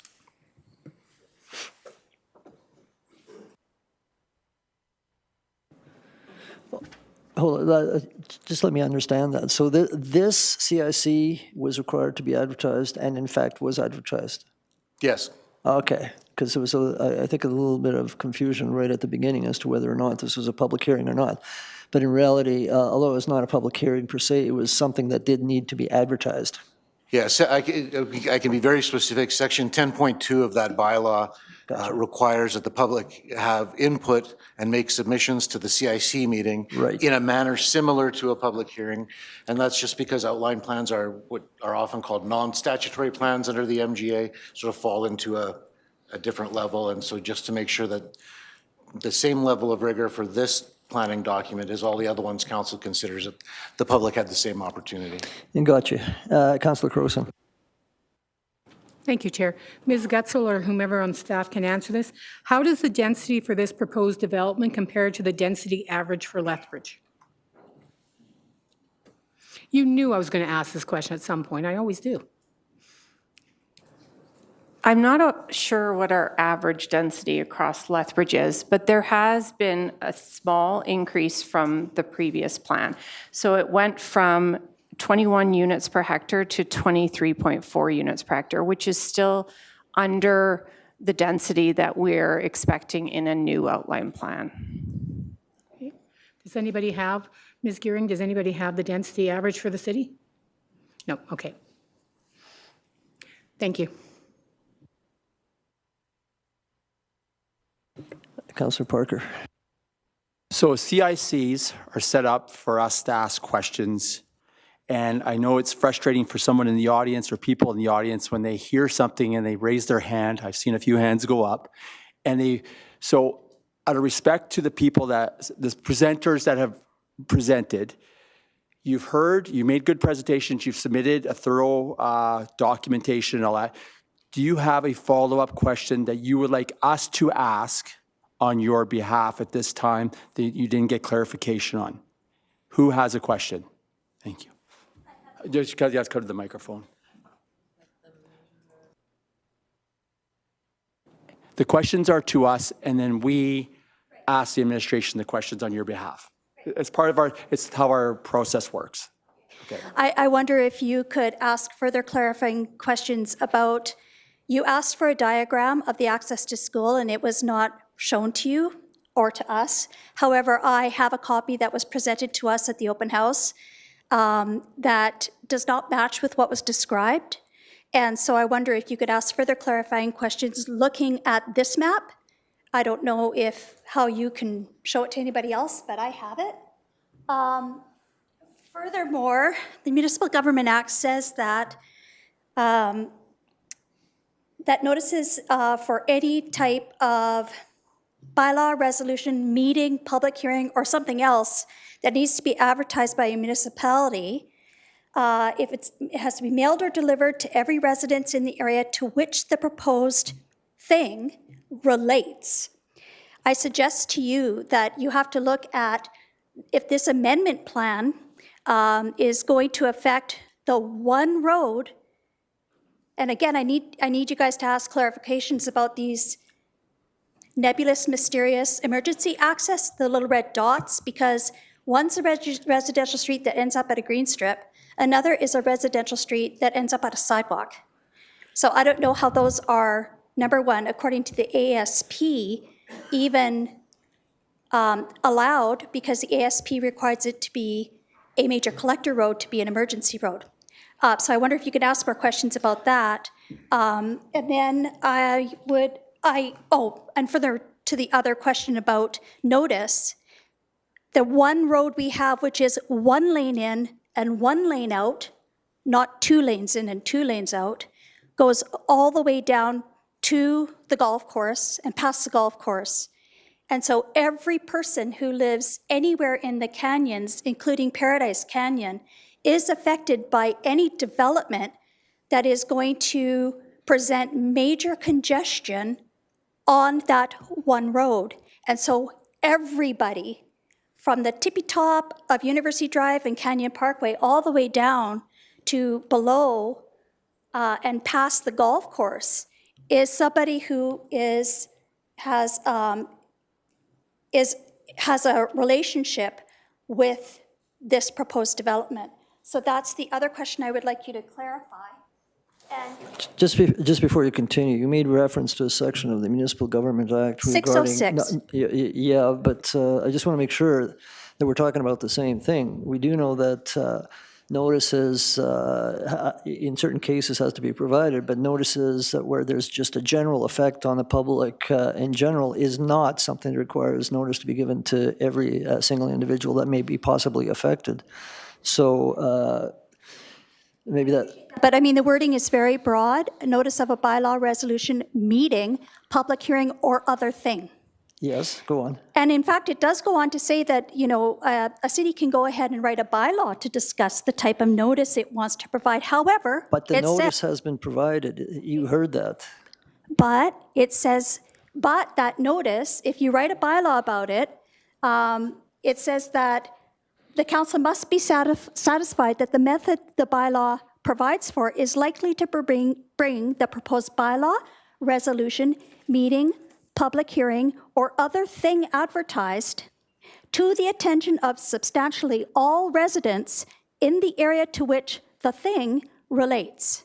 And again, the thing is relating to congestion on Canyon Parkway, which is our only road. Okay, So I think- suggest that that's quite broad requirement for notice. With all due respect, then, by your interpretation, that would mean that we'd have to give notice of every hearing to every person in the city of Lethbridge. Of Only everything. to who the substantially all to whom it relates. Okay, but then we're getting into, okay, so I'll pose the question to the city solicitor. Based on the information that's provided, bearing in mind the sort of public meeting that we're having and the issue that's being dealt with today, are you satisfied that the provisions of the Municipal Government Act and any other legislation that requires notice to be provided to residents and those that are affected by something like this has in fact been provided in this particular case? If I followed your question, yes, I'd just expand on that by saying the section that we're talking about here is the advertising requirements. We do have a bylaw that's been passed for that, and indeed the bylaw I referenced earlier states that it must be advertised, and it's my understanding from reviewing this that this meeting was advertised in accordance with that. When that bylaw was passed, as is required by that section, council formed the opinion that advertising in the manner required by the bylaw would bring those things advertised to the people that were affected.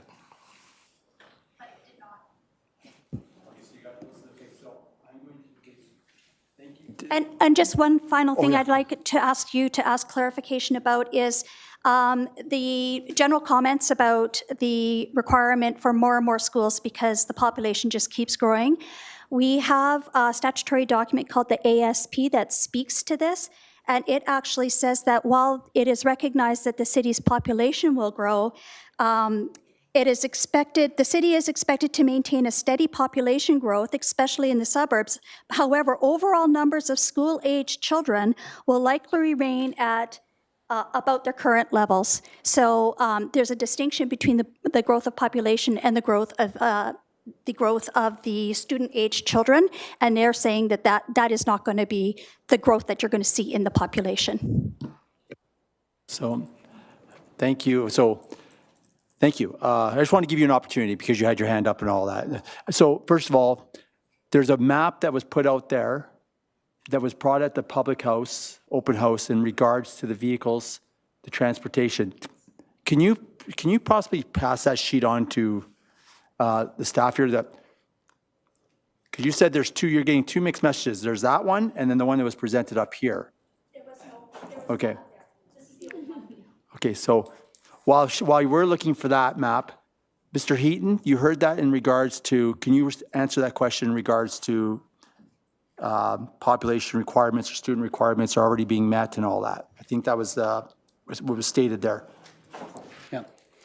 The map that's presented there was a diagram. It's not a plan. We did have it there at the open house. It was to show an idea of how it could sit on that piece of land and operate. We simply used the West Cooley Station footprint because it's our newest and most flexible design that we have in our fleet, as we call it. What was the second? I think her final question was regarding, we're already fulfilling the student needs in the community and there isn't a need. That's what was stated there. So that was what she stated. That's the question. I think what her question was, aren't we already fulfilling the need and we don't need it? Phrase as Jeopardy question or whatever. Okay. Go ahead. And Mike. It depends on how you define community. Lethbridge is a community. The North Side's a community. The Canyons is community. They're all communities. We operate across all the communities in Lethbridge. We operate our buildings as best we can based on our funding models, so on and so forth. I spoke earlier of Mike Mountain Horse, a school designed for 600 with all those things, and there's 21 modulars off the back of that. That is no environment for kids to be learning in. We would like to bring that school back down to an appropriate level. So having more buildings spread out across the community, known as the West Side, is imperative, just as much as it is on the south side and just as much as it is on the north side. Thank you. I see Mr. Sanchez wants to say something. Sorry. Yeah, thanks for the opportunity. I'm looking at the map that was presented, and it has more detail than what we presented today, and it actually aligns with the document that was indicated by Mr. Saneman when he was doing the presentation. It shows the school side with the University Drive and the access for the school bus as he discussed here. So it's the same information, if I will say. This has a little bit more details of what we have in the generic plan. Councillor Crowson? Again, I'm not sure who among staff can answer this one. With the changes, is this community now a complete neighborhood, or is it closer to a complete neighborhood or further from a complete neighborhood than it was before the changes?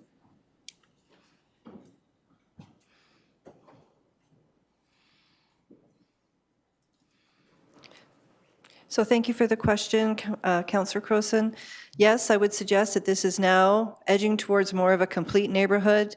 The MDP speaks to having a diversity of housing. Council's own strategic plan talked about making complete neighborhoods. Once the commercial section is in and with the school, we believe this will be a very nice neighborhood and definitely does reflect what we strive for in other areas of the city as well. Okay. And again, I don't know if you or anyone else can answer this. I assume there are children already in this neighborhood. How are they getting to school now? Are there not already buses being used on the road? So Mr. Heaton would also have information on this, but we do have the most children, like we did look at the census tracts for Canyons, Upper Bench of Paradise and Lower Bench of Paradise, and the most children are in the Canyons census tract. Currently there is busing, I believe, on the top part, but Mr. Heaton would be able to give you some more detail on how the kids are utilizing that. Okay. Because I'm assuming they're not walking from the Canyons to wherever they're going to school now. They are not. As stated before, a lot of parents drive their children to school. I drive my children to school because I am a single parent and my ex lives in another part of the West Side. We have to share those duties, so I drive. So I'm probably not unique. And there's other people who will drive their kids to school because it's convenient. It's on the way to wherever they're going. Our buses stay up on the upper levels. A bus that goes through there is picking students up and taking them to LCI for high school because our West Side Chinook High School is full. LCI is full. But that's where we can make the room for those kids on the West Side. We manage the schools, as I've said before, and I'm starting to sound like a broken record, but we manage that. Again, the population density in certain neighborhoods is way different than other neighborhoods. We manage that. We try to use useful data from the city of Lethbridge, census data and so forth that shows us where the kids are and potentially will be, but we also look back as to where they were or weren't. And that helps guide us in how we plan our bus routes and plan where our buildings go. Thank you. And one final question, actually, this will be for staff. There's been conversation many times about the road down to Paradise Canyons. Can you remind me again, that's not a city road, correct? The road that actually takes you down the hill? It is? Okay. Explain that one, because it's one of those ones where, is it ours or is it not? I hear something different every time I ask, I think. Thank you for the question, Councillor Crowson. That road is actually considered private property under the name of the city of Lethbridge because it was a condo association 30 years ago. And when they had gone into financial issues, the city took over the roadway. So transportation manages that roadway just like any other public roadway. However, the Paradise Canyon Golf Course or the Paradise Canyon Golf Association is responsible for the maintenance of the steep grade. It's extremely steep, we wouldn't have built it that way. 7-8%. So they do the maintenance, the sanding on that portion of the road, but the lower bench, the flat portions, is 100% ours, and the maintenance of all of those roadways is transportation's as well. And did we have any concerns about any of this come from Paradise Canyons, the organization, around this changes, or are they aware of it? I can't answer that. Does anyone know? I'm just curious. I did not receive any concerns from Paradise Canyon itself. Okay, thank you. Thank you, Chair. All right. I do not see any further questions. I have a resolution which I will take myself. And it's the Canyons Outline Plan, Part A, Land Use Concept Amendment 5.1. Be it resolved that the Community Issues Committee recommend that City Council amend the Canyons Outline Plan by deleting Section 4, Land Use, pages 4 to 11 to 4 to 17, and replacing them with Attachment 2, Part A, Land Use Concept.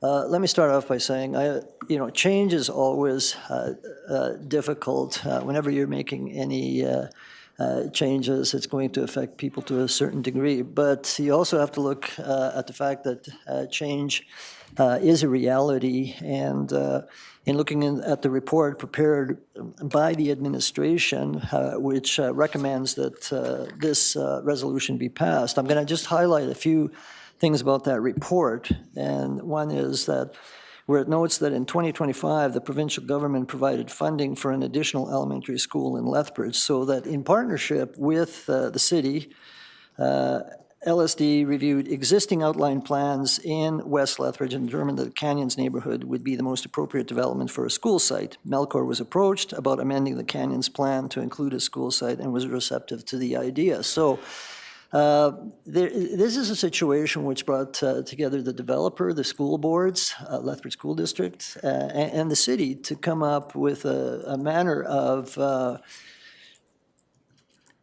dealing with the fact that monies were coming to a school, which Mr. Heaton indicated is necessary now, if not right now, but certainly soon enough for various reasons, not only because of population shift, but also the fact that other schools have overcapacity with respect to students.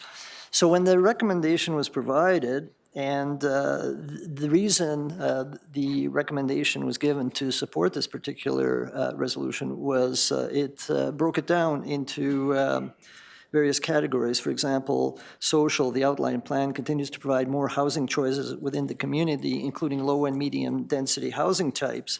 The amended plan provides a school site as requested by Lethbridge School Division. Now, if you look at the actual numbers where you have more density, you'll see that single-family residences are still primarily a part of this particular plan. So even though there's an increase in medium density, nevertheless, single-family residence is still the primary plan for this area.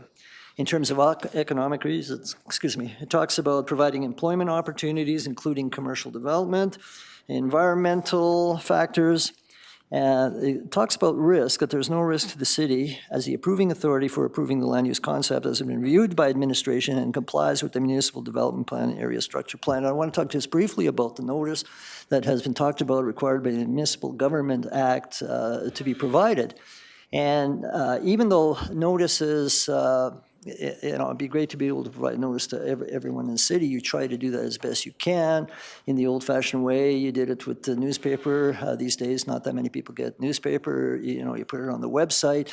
The fact is, not everyone's going to get notice. We do have concerned citizens that have been given the opportunity to speak, but we've also had administration, including the deputy chief for EMS, explain why the emergency situation is not as dire as might be suggested, and we've had administration in terms of transportation indicating that that could be taken care of, and so on and so forth. So you've got these two opposing forces, and unfortunately, in this particular case, they can't be melded together because one is in diametric opposition to the other.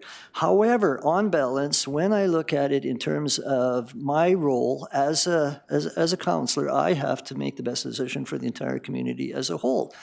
And as a result, based on everything, and again, I thank the presenters, and they've made some good arguments, and they do have some merit, but I believe that the arguments that were presented have been, to my satisfaction, at least been addressed by the administration and the third parties that have been involved, including Melcor and Lethbridge School District. So I would therefore ask for council support for this resolution. Councillor Parker. Thank you very much, Deputy Mayor. And thank you for the emails, the presentations, the conversations I've had over the last few months. I love the whole idea of a school going there. I think it's going to look awesome, it's going to be done. But I also believe if you're going to do this, you got to do this right. And I think there's a lot of questions that were being asked at the open house that really didn't get answered. We saw a map here, we heard of a map, and I haven't even seen the map in front of me as council to find out where the biggest issue in that area is regarding the need for a school. My job is to be an expert at listening to experts. If Mr. Heaton is the expert in this, I have to trust that there is a need for the school. So we all agree there's a school that needs to be done there, needs to be built there. Some would like it somewhere else, but it's fine. It should go there. But we got issues of emergency access. And all due respect, I love our fire department and all that. We saw 2 dots. That doesn't give anyone really any reassurance of what's actually going to happen there. We're lacking detail here. I know this is the area structure plan, but we're lacking detail. I believe that we wouldn't have now I could say we only had 4 people present us.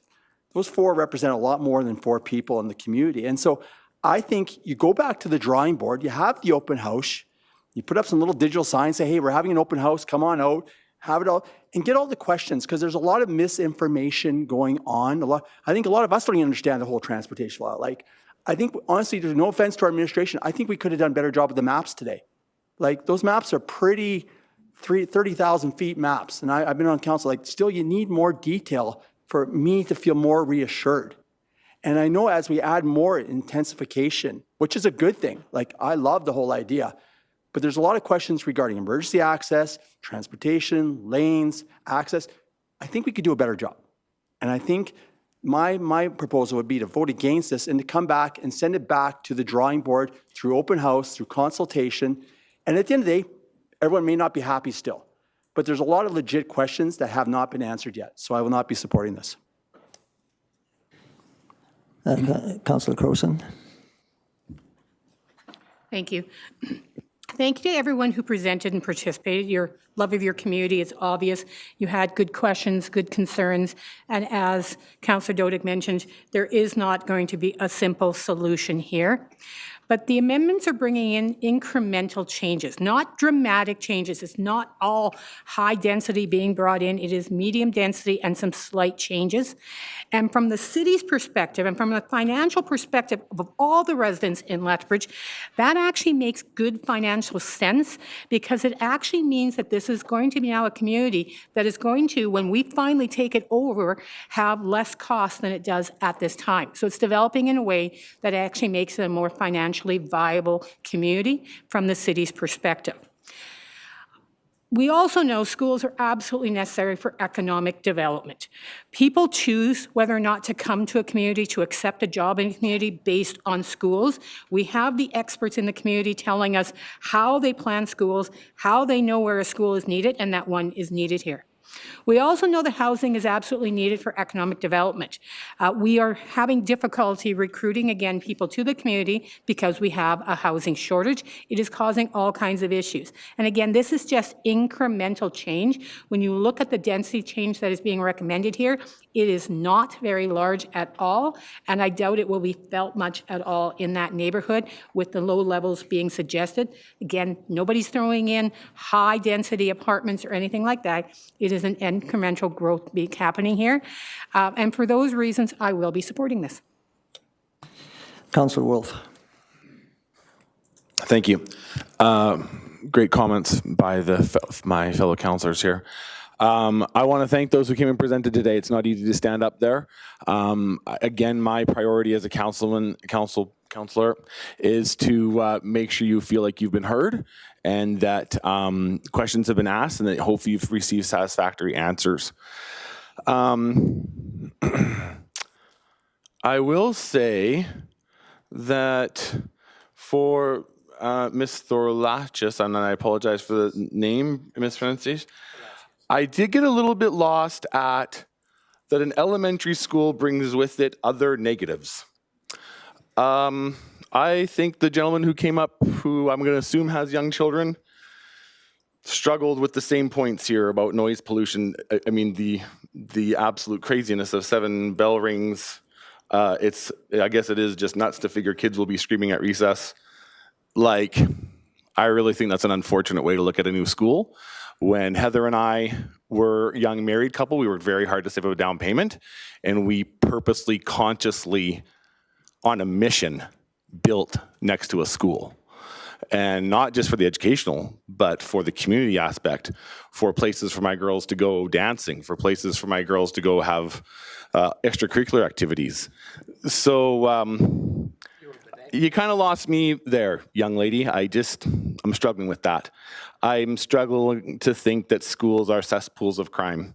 I'm struggling to make that connection. So I think there's going to be lots of discussion to be had and lots of clarifications to be made about how we're going to handle emergency access and egress. To Mr. Parker's point, I think these developments take years to come to fruition and before they're all built out. And I think there's lots of things to be positive about here. So again, to those that I've had some personal contact with on this motion, I hope you felt heard today. I hope questions were asked. And I will be supporting the motion. Councillor Bieber.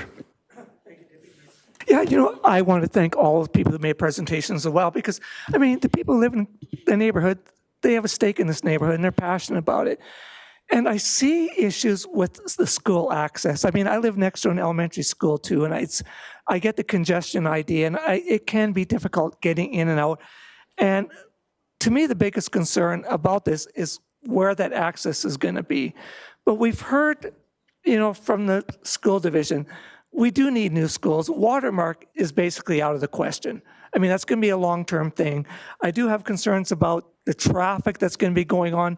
But we also heard, change is difficult. And in the long term, I think this is going to benefit the city. But I do think there are some kinks that need to be worked out here. And specifically, the access to the school and that situation of 14,000 cars a day, that's got to be problematic too. And I think those concerns need to be looked at. And I hope through further dialogue, those matters can be considered and solutions found. But yeah, I am going to support this, but I hope these other issues can be worked out. Thank you. Councillor Doria. Every presenters for all the information that you provided to the council. And again, as we heard, there is money there, but there is no construction money yet to start the project.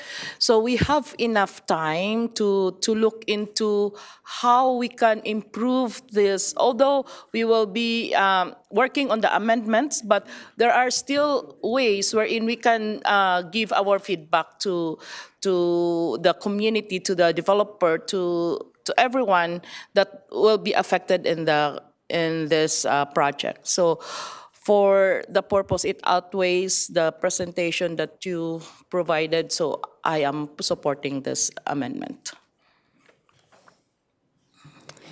Okay.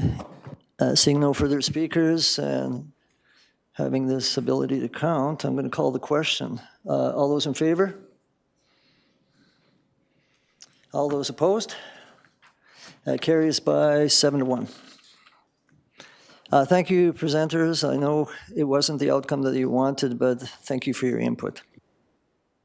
We've had someone from the library waiting for a while. I know normally we'd take a little bit of a break, but I think we should go on to the next agenda item because it's a presentation. So I would invite, who am I inviting?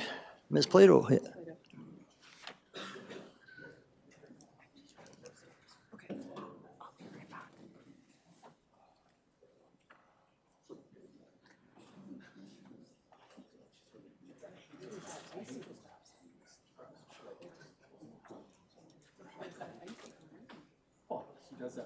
does that.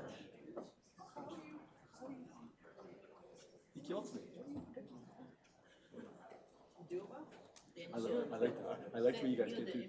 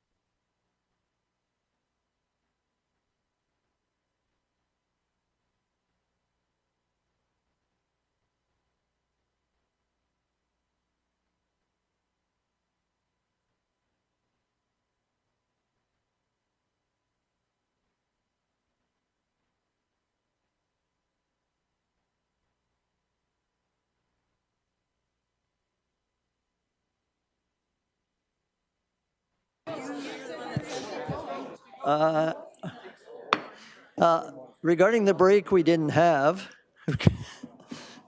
the non-break. Okay. Hello. Sorry about the non-break break, but go ahead. Good afternoon. I am pleased to appear before Council today to highlight the library's achievements in 2025. I am Norma Caroni, and I am the chair of the Library Board. Next slide, please. Today, I get to share good news. Service in 2025 reflected our values, particularly the commitment to serving our community. Next slide, please. One way to consider community impact is by looking at the numbers. How many people used the library and what did they do there?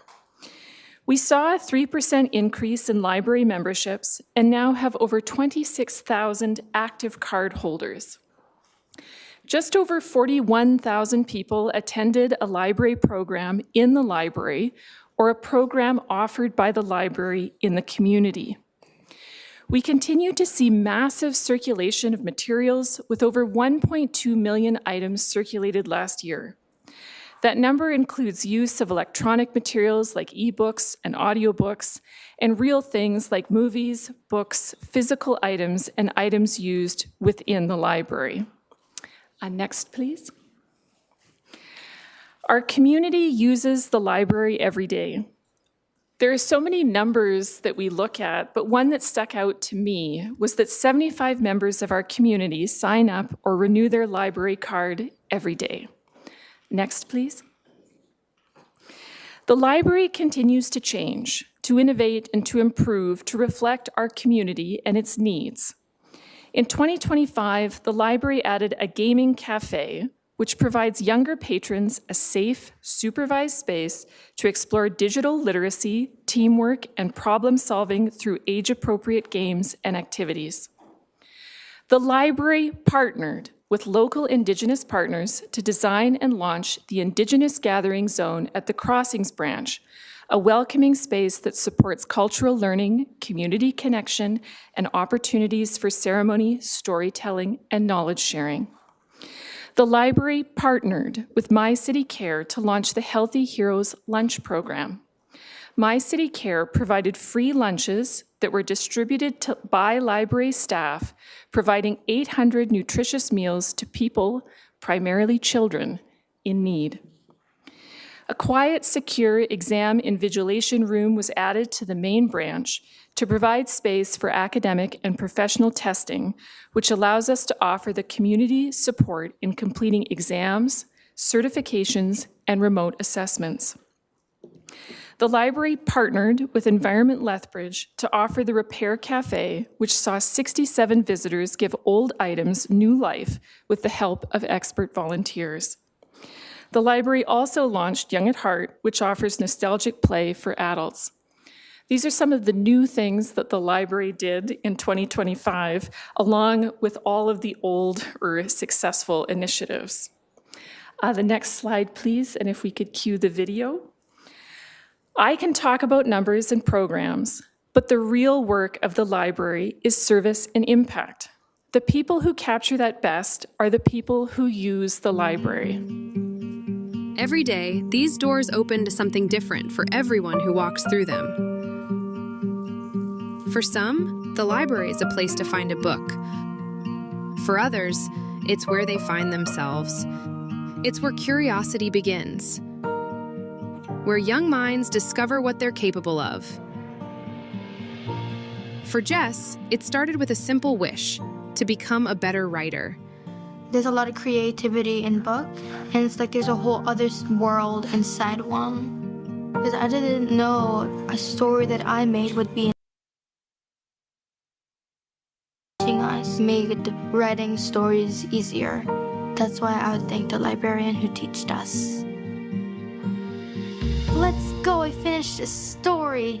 I can finally show everybody. But the library doesn't just shape young lives. It welcomes people at every stage of their journey.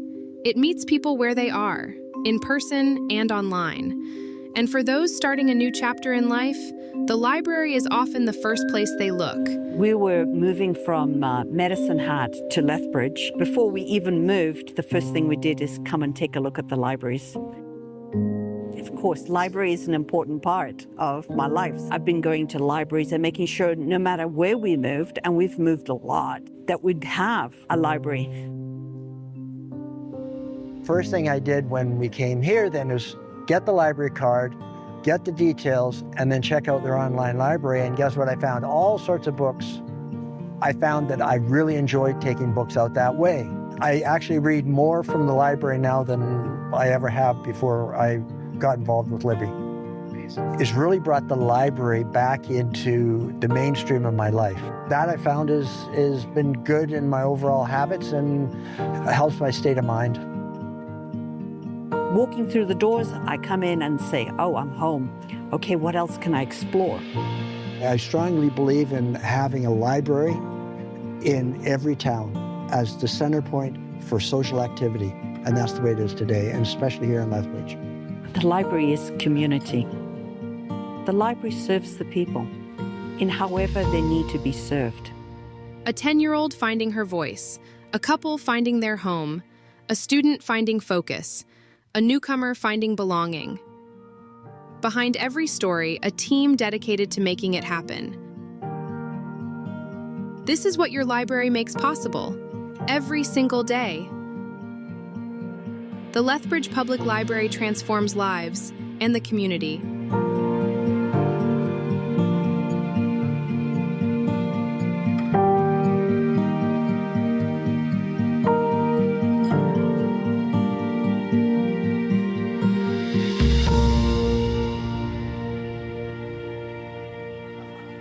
In 2026, we look forward to continuing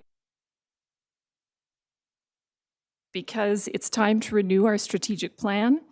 And throughout the remainder of this year, we will be reaching out to our community to hear how their library can serve them into the future. I'd like to thank each of you for your support of the library. We couldn't do this amazing work without you. Thank you very much. I also wanted to acknowledge two of our movie stars who came today and participated in the video, but also to support the library, and I thank them for being here. Thank you very much. We're not allowed to applaud in council chambers, but assume that we have applauded the movie stars, so quiet applause. I want to thank you for your presentation, and before I read the resolution, one of the things in the video said newcomers find belonging. I was born in the former Yugoslavia, a country that no longer exists, and because it was split up into various countries, including Slovenia, Croatia, Serbia, Bosnia, Herzegovina. Anyways, a lot of countries. And so I immigrated to this country with my parents. I was 5 years old, and we moved to the north side, and there was a library, a branch library, between 4th and 5th Avenues on 13th Street North, and that's where I went to ensure that in grade 1, that I would be able to keep up with the rest of the kids. So I have a particular fondness for libraries. Anyways, resolution moved by Councillor Doria. Be it resolved that the Community Issues Committee receive the Lethbridge Public Library 2025 report to community as information. Councillor Doria.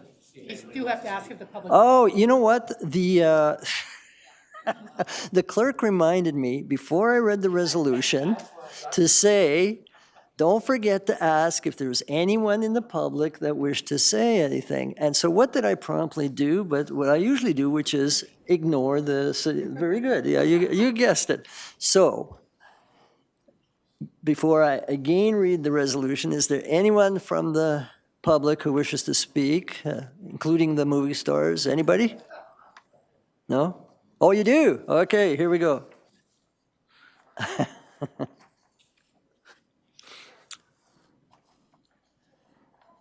Name for the record and autographs will be signed afterwards, I assume? I'm Kirk McKay, and I just want to say that what you saw in the video was not acting. We really support the library, and don't let it go. It's very important. Okay. Yeah, thank you very much. Is there anyone else that wishes to speak? City Clerk, would you like to say something, other than remind me that I should have done something which I didn't do, but now have done? Okay, so I now have a resolution from Councillor Doria that says, be it resolved that the Community Issues Committee received the Lethbridge Public Library 2025 report to community as information. Councillor Doria. As we saw in the presentation, the board and the whole people working in the library, they did a very amazing job. It's so incredible that aside from the resources that they have, they also have some programs, as mentioned by our Deputy Mayor. They have some incredible programs for the newcomers, and especially that I think there was no longer English as a second language in the Lethbridge Polytechnic, and you take care of those newcomers who really want to do to improve the English. We really appreciate all the work that you have given to the clientele and also to the whole community of Lethbridge. So I think there is a question from, there is a comment from Councillor Campbell. Not yet. Wait till I call you. It's not, I mean. I haven't called you. Okay, no, Okay, I just want Campbell. to reiterate basically, what Deputy Mayor, or the Mayor, Deputy Mayor Dodick has already said. And because when I've been interviewing people for the library board, each one comes to the interview and saying, libraries meant so much to me when I came to a city, when I first grew up, when I learned how to read, and and of course the movie stars said it all as well, that the library is community, and that's what this community, and we're not going to let the library go, I'm pretty sure. That's not in the resolution, so I just wanted to reiterate that, and just thank you for all the work that you guys do. Okay, seeing no further speakers, Councillor Doria. Call for the vote. The vote's been called. All those in favor? Opposed? And that's carried unanimously. Thank you very much for your presentation and for the video.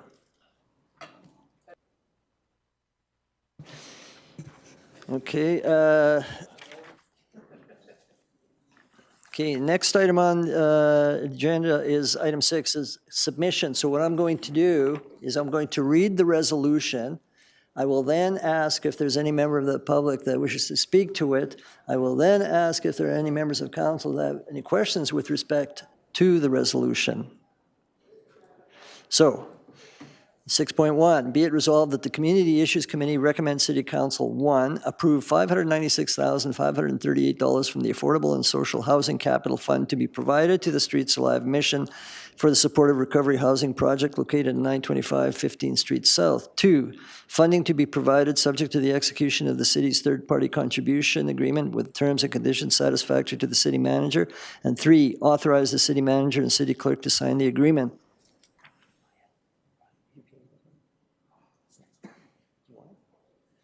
Are you okay with this one? Sure.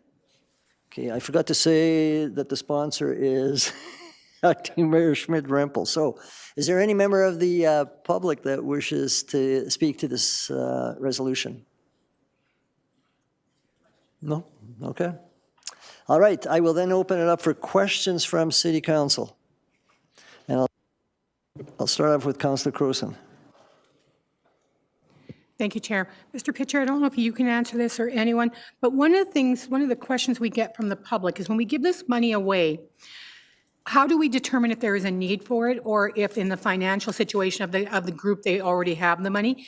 When you're doing the application, do you see the financial records for all the groups that come forward, or is that not something that's part of the application? Thank you for the question, Councillor. I would just note that the Affordable and Social Housing Capital Grant, the formal grant program itself, is closed for intakes, and we just have currently a commitment with City Administration to City Council to bring forward any projects that are leveraging funding from other sources of government. In this case, with the Streets Live mission, this is actually a project that has been brought before council and has received funding in the past, and the funding conditions were expired. So I would actually say that those details are captured, but during the agreement and the claim process through that agreement, we have mechanisms within the funding agreements to ensure that all that is going. And we also do, I guess, meet with the proponent in advance to discuss the financials in detail, yes. Because that's a concern the public always seems to have, is how do you know you're not giving money to somebody who has millions in the bank that you don't see? But in your application process, it is something that is considered. Yes, correct. Okay, thank you. Thank you, Chair. Councillor Parker. Thank you. And so the reason why this is the money is available or funds are available now is because a project I was looking through the notes on was something else didn't go through last time, and so that's what allowed these. These are not new funds. These are funds that we had set aside that didn't qualify for a project last year, so we can use it for this project. Am I correct on that? That's correct. There was two projects, one of them being the Streets Live mission project that returned the previously approved funding, and then one other project that was funded with contingency funding in the amount of $1.05 million. That funding was not required for the project, even though the project was completed, so those funds were also returned. And follow up, thank you for that answer. And I don't know if you could answer this or Streets Live, I know there's some representatives there. There's some provincial money allocated towards this as well, and it's also contingent on this funds coming forward as well. So it's kind of a good leverage here, am I correct? Yeah, that's correct. So normally we would actually see that funding coming from the municipality first to then secure the funding with the province. In this case, that had occurred in the initial stages, but then with the return of the dollars, the timing and everything ended up being that the funds were approved by the government conditional on getting the project funding closed, that gap closed. Thank you. Thank you, Deputy Mayor. Councillor Wolf. To the proponent, if I may.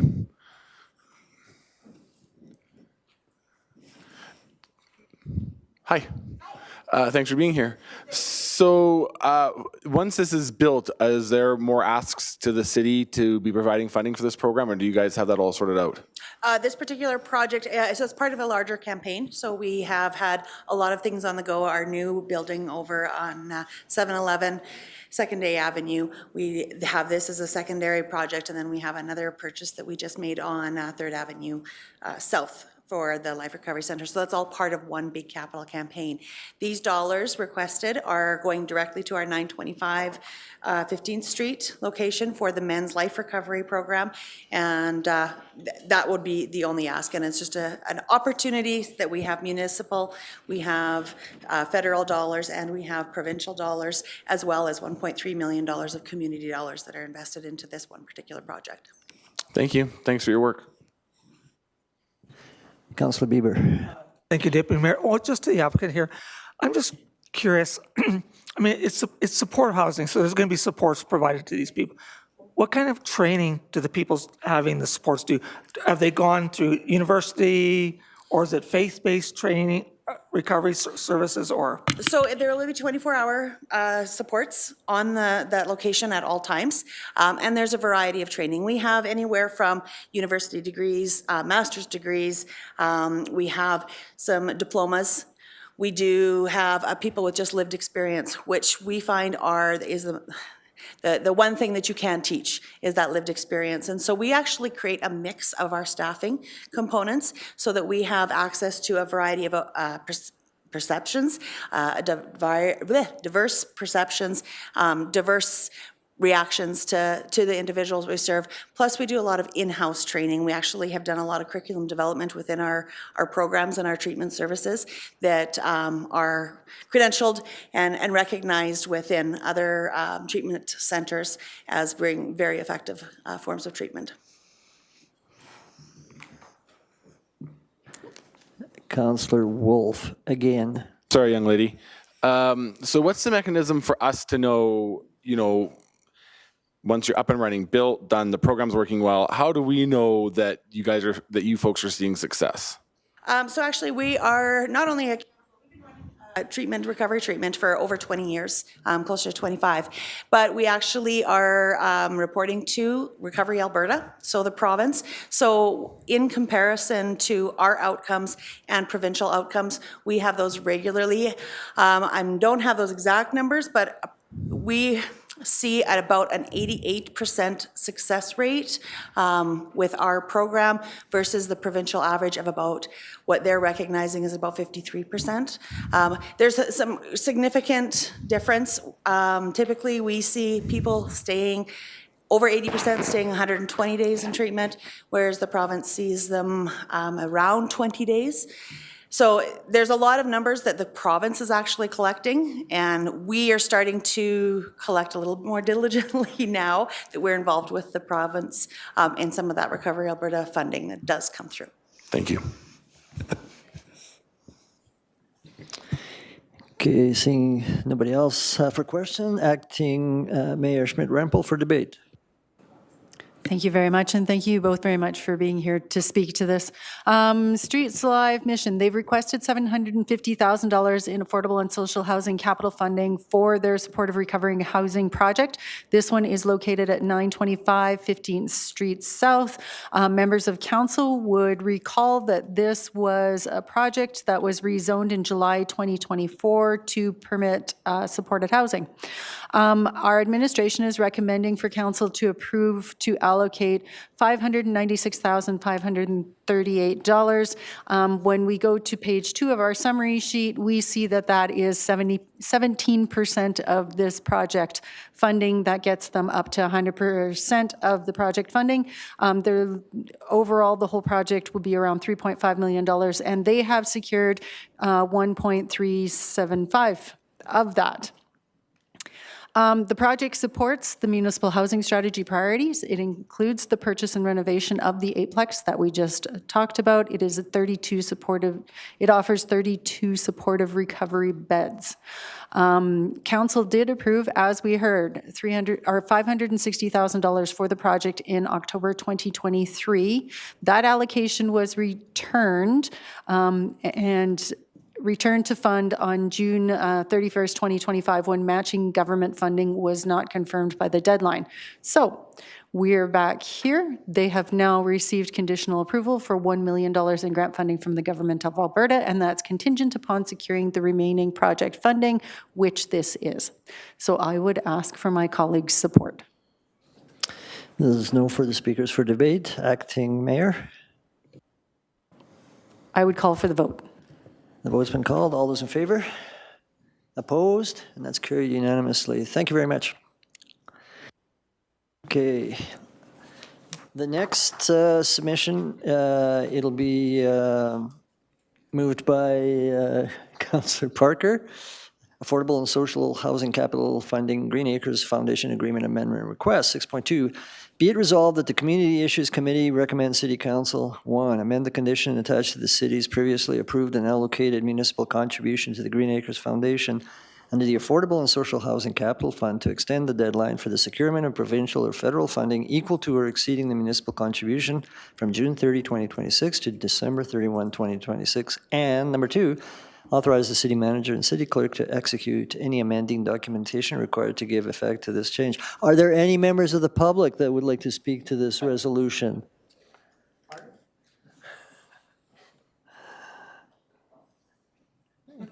You don't want to speak to this, Ms. Kozlovi?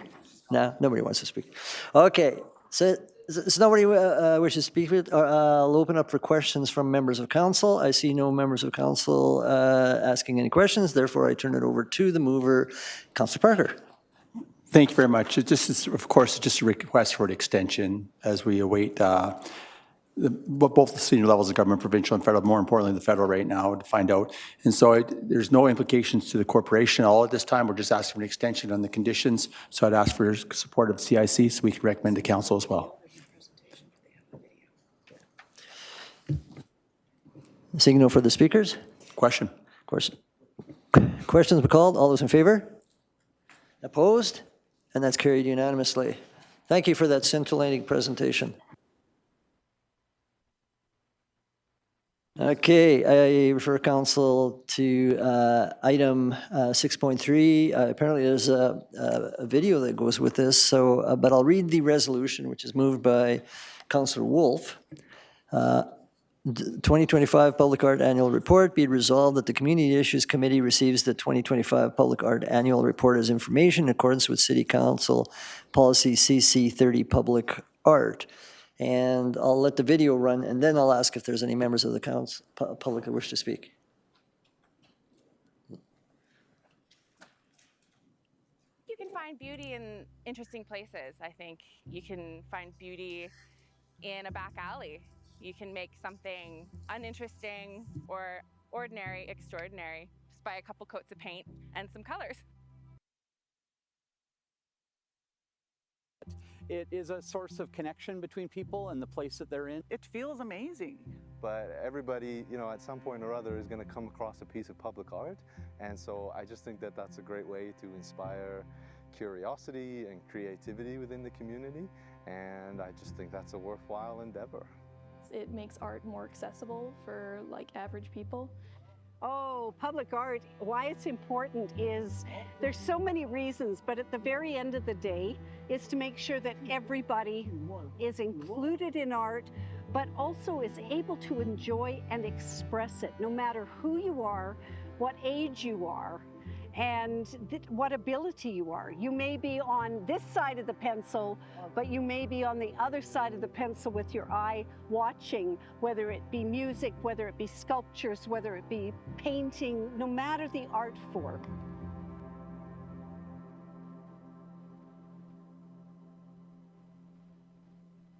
The University Drive pedestrian underpass has been completely transformed thanks to the mural painted there by artist Lala, aka Lacey and Layla Art, alongside students from the Father Leonard Van Tighem School who helped design and paint the project.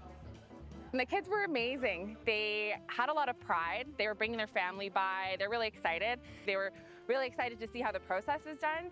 I think it demystifies art a little bit. It demystifies murals because they can be so big and intimidating, I think, especially for someone so small. And I think the fact that they realize now that maybe they can do that they can create big, beautiful things too. Mentorship matters. This summer, we were fortunate to have an experienced muralist, Jill Stanton, in Lethbridge, who not only installed her multi-part mural on the outside of the city center terminal, but also mentored local emerging artist Kennedy Chin on the creation of her own mural inside the building. I was really excited to work with Jill because she was quite flexible on all of the designs and styles that she could work with. So she wasn't necessarily looking for a carbon copy of her. She was looking to mentor someone and like take on their strengths. Sheila Shaw's beautiful paintings, transformed into vinyl wraps on the security roll shutters of Fee Simple Law, demonstrate how artists and businesses can come together to make the after-hours streetscape feel vibrant and welcoming. It feels amazing because I'm not used to seeing my work at this scale. I usually work on wrapped canvas, not very big, maybe 24 by 30 inches, I think is my preferred canvas size. And I've always wondered how my work would look as a mural. This fall, local artist Eric Dick completed the first of several pathway murals set to be installed as part of the Henderson Connections Asphalt Art Pilot. This represents the first stage of a multi-phase project that explores the incredible potential that ground murals have to connect people and spaces. Henderson Lake has a really special history in Lethbridge and even has a special relationship with public art. This will be a unique project though in that I get to hang out at several different sites around the lake.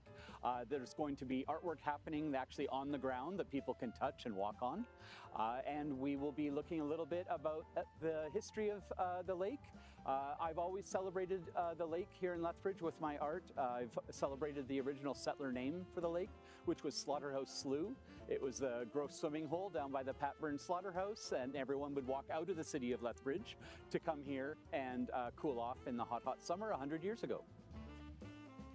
Our public art master plan is undergoing an update, the first since it was created in 2012.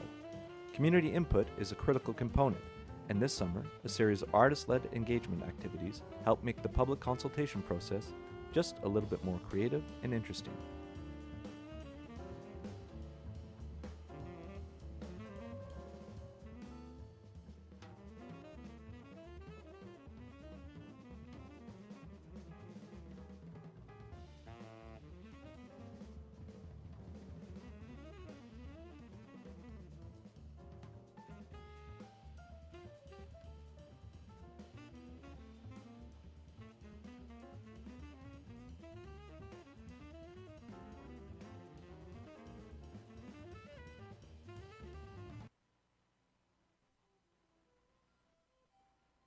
Public art is for everybody, and not everybody can find the time or energy to come out to a play, but everybody, you know, at some point or other is going to come across a piece of public art. And so I just think that that's a great way to inspire curiosity and creativity within the community.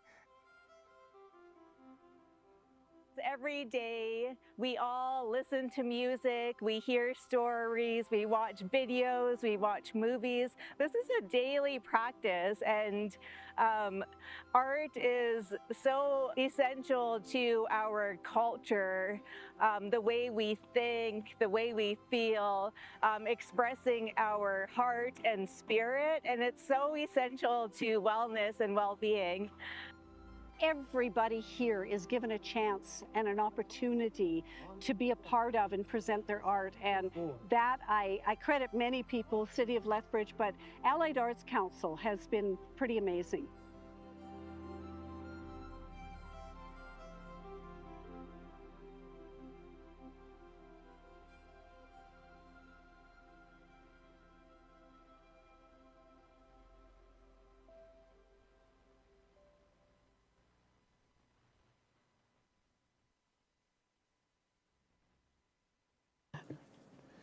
I'm being reminded again, is there anyone from the public that wishes to make any comment or has any questions? Or I see none.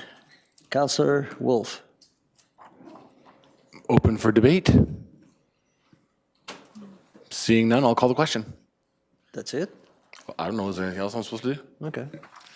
Well, no, that's fine. The questions we call, all those in favor?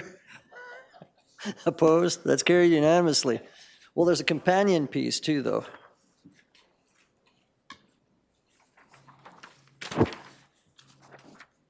So I'll go to item 6.4, which will be moved by Councillor Campbell, and it's updated Public Art Master Plan 6.4. Be it resolved that the Community Issues Committee recommends City Council, number 1, adopt the updated Public Art Master Plan as provided in Attachment 1 in principle as a guiding document. Number 2, direct administration to return to City Council for approval of any of the objectives identified in the updated Public Art Master Plan as follows. A, capital projects to be submitted to future capital improvement program CIP deliberations. B, initiatives requiring operating budget changes to be submitted to future operating budget deliberations. Number 3, direct administration to update policy CC30-Public Art in accordance with strategy 2.1 in the updated Public Art Master Plan as outlined on page 36 and return to council prior to the November 2026 CIP deliberations. And 4, extend the 2022 to 2026 Public Art Work Plan to 2027 and amend it by reallocating funding from the Airport Public Art Project, being $91,501, and the Fine Art Reserve, being $29,290 for 2027 in accordance with Strategy 3.1 in the updated Public Art Master Plan as outlined on page 40. Anyone from the public? Seeing none, Councillor Campbell, I'd like you to explain every one of those in detail. I think a lot of that is self-explanatory, and there are a lot of changes been made. Public art is an important aspect of of what we do here in the city, and this is just keep moving it forward and putting the money into the right places and the right positions to continue on with the incredible display of art that we have here, and the Art Master Plan is just moving forward with that. Councillor Crowson. Thank you, Chair. I have one question. As I read through this master plan, it is changing public art more from a product to a process, and there are some significant changes here. So just to give the public a sense of, if we move in this direction, if we adopt this, how will this positively impact the community? What will be different? What will the public notice at the end of this plan based on where it's going?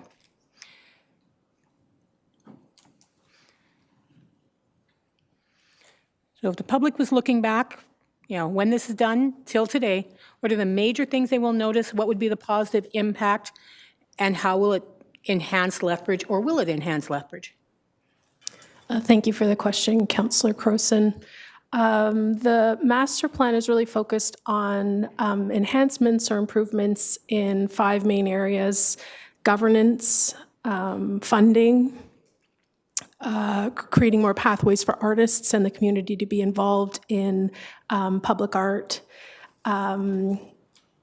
formalizing our asset management and care for the collection in the long term, and creating more opportunities for Indigenous representation and inclusion in the program. For the community, the hope is with those improvements and enhancements that we would see a public art program that is not just a standalone program focused on installing art in different places, but a more integrated approach to community placemaking and placekeeping that would have public art be a component of more conversations across departments in the city and across the community, moving the program towards embracing public art as a form of civic infrastructure that is connected to more than just beautifying the city, but also improving quality of life, improving well-being. So elevating the platform and acknowledging that public art is a placemaking and placekeeping tool that can make the city not just beautiful, but also a healthier and happier place for people to be. Is there evidence, and maybe we don't have it here, but is there evidence that good public art, as it changes place, actually encourages people to come as tourists, come to live? Is there evidence for that, or is it anecdotal? Like, what do we have to support that? I would say that most of the evidence I have that's readily available would be anecdotal. I would, though, point to some of the feedback that we did receive in the public survey we did as part of the engagement phase of master plan development, where the public reported their experiences with public art and how it did improve their quality of life. But I'm sure with a little bit more time, I could find some kind of case studies from other municipalities that may provide more kind of concrete connection between a certain intervention or upgrade or installation that maybe didn't directly correlate to something, but could be tied to causing people to feel more safe and welcomed in a particular environment. And the one thing I noted in your stuff here, placemaking comes up a lot, but also later in the community safety action plan, placemaking comes up a lot. So one is public art, one is keeping people safe. The same technique is supposed to help with both. How does that connect? Well, this master plan for us in this direction is a new one that we're still just evaluating and figuring out how we can work with other partners and other departments to implement. We have already started conversations with Community and Social Development who are overseeing that safety action plan to see how we can better align and support investments that would see art activations that could make people feel more safe and safety interventions that may include art. So I think this is a new opportunity that we're looking to formalize in helping public art become a tool that maybe other departments can see to help them achieve other municipal outcomes. Okay, thank you. Thank you, Chair. Councillor Wolf. I know this has come up a couple of times from my fellow councillors, attempt to connect public safety to public art. I want to be very clear. You are not here telling me that public art reduces crime stats or concretely impacts crime stats. Thank you for the question, Councillor Wolf. At this time, the public art program has not done any research or statistically significant surveys that connect the installation of public art to an impact on crime statistics. So at this point, I'm not able to comment on that definitively. Thank you.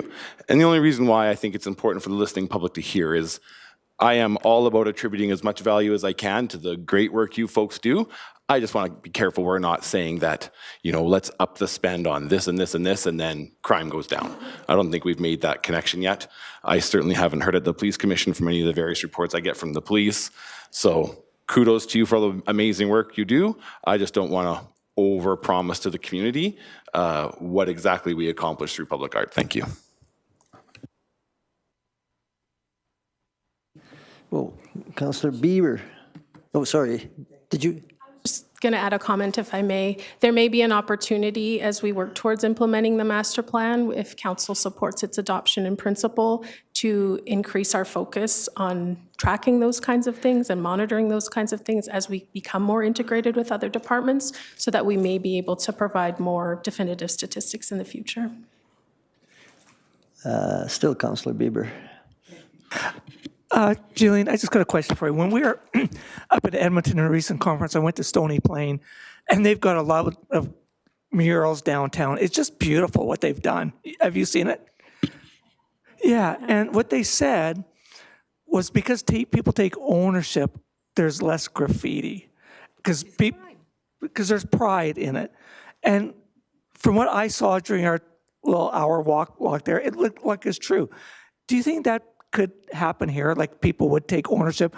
Because we know we do have a graffiti problem here. Yeah, thank you for the question, Councillor Bieber.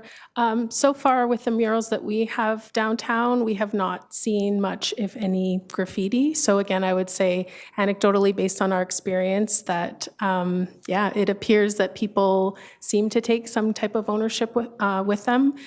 We get a lot of positive feedback on the murals, both from residents and from visitors. We also have a lot of support for more murals if we have the funding available from interested businesses. So that program has been very successful, and we're very grateful for Council's leadership and direction in supporting the start of that program in COVID.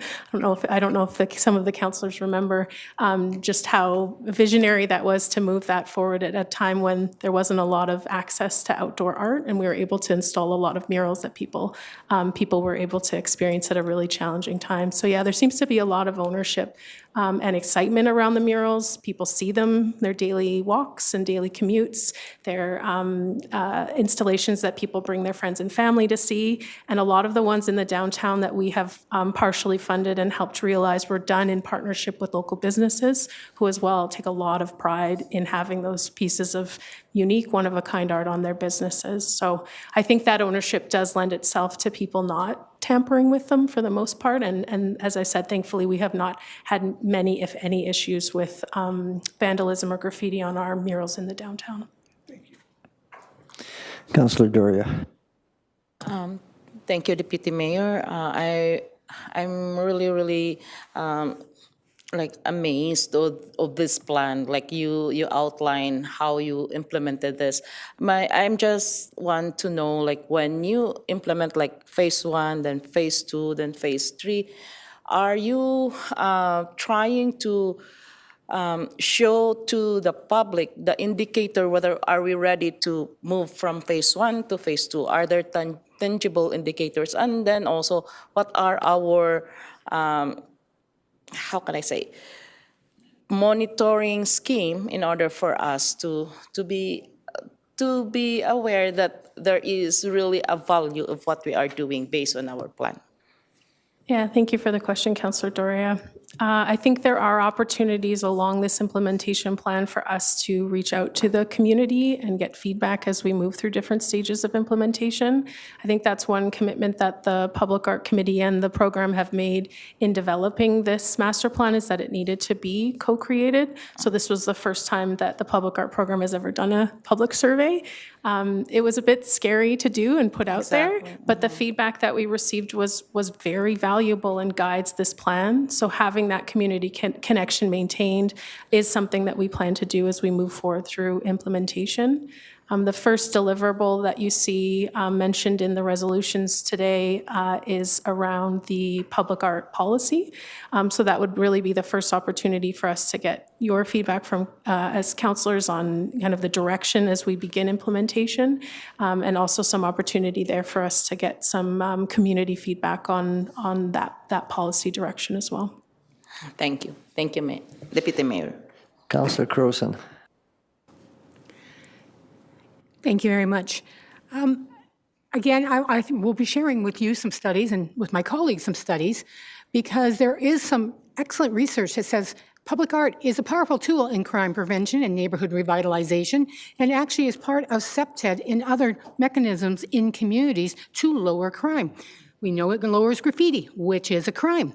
It's one of the things we know it actually does, from things like the broken window effect, et cetera. Was that sort of conversation part of this plan? Because again, you seem to be moving to process, not product. And it is the process of public art that we are seeing in other communities as having an impact on prevention, on working with people in gangs, et cetera. Is that the purpose here? One of the purposes. Yes, thank you, Councillor Crowson. That's definitely one of the focuses, and as I've mentioned, kind of a new shift for this program. And I think one of the reasons that I'm not able to just rattle off statistics is that we just haven't had that focus really so far on thinking about and actively making installations and placemaking opportunities and funding opportunities that would target or attempt to reduce crime or make people feel safe. So yeah, this master plan really marks a shift towards this more intentional focus on thinking, on involving people in public art, and then really thinking about people, making them at the center of design decisions, of activations, and then considerations too on how public art can contribute or support other goals, like making people feel more safe. So yeah, I think as we move into this new approach, if council's in support of this new direction, we'll increase our focus on that kind of outcome and trying to measure and report impact more than we do right now. And it's always the difficulty whenever you fund anything like FCSS prevention, et cetera. How do you prove that something didn't happen? Right, thank you. Okay, we got a little bit, I was a little bit of asleep at the wheel there. We're talking about public art. I appreciate that graffiti may be a crime, but I'm pretty sure that Councillor Wolf, when he was talking about crime, was talking something other than graffiti. So I think we're here just talking about public art and how beautiful it is and how necessary it is for our health and well-being from a visual perspective. So I would hope that we stick to that subject. Councillor Campbell. Yes. Thank you, Dr. Bracken, for all you do and for all you do. Just remember that this, this is a guiding document. A lot of effort and a lot of work has gone into this, with a lot of engagement throughout the community, getting a lot of great feedback. Thus, we want to put this into motion, and this is what we are proposing here, to do just that, put this plan into motion. So I ask for my colleagues' support.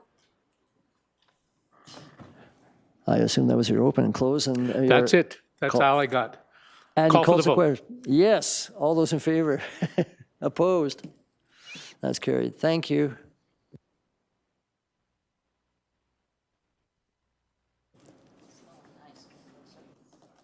Next item is 6.5.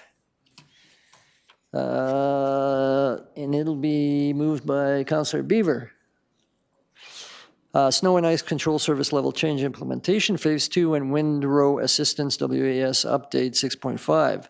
Be it resolved that the Community Issues Committee recommends City Council, number 1, direct administration to implement option 1, continue plowing to the right with a subscription-based windrow assistance service as the future service level, and 2, report back to City Council in the spring of 2030 with the results of the implementation of snow and ice control service level changes. Are there any members of the public that wish to be heard on this? I'd say no. Councillor Bieber. Yeah. Is anybody in for debate? Nope, I'm in for questions. Okay, could I ask Darwin a question? Mr. Jewell, yes. Mr. Jewell, sorry. Remember when this was first implemented, there are some concerns from seniors about not being able to dig themselves out. How is it going? Are you getting good response from people with this situation, or are there still some concerns?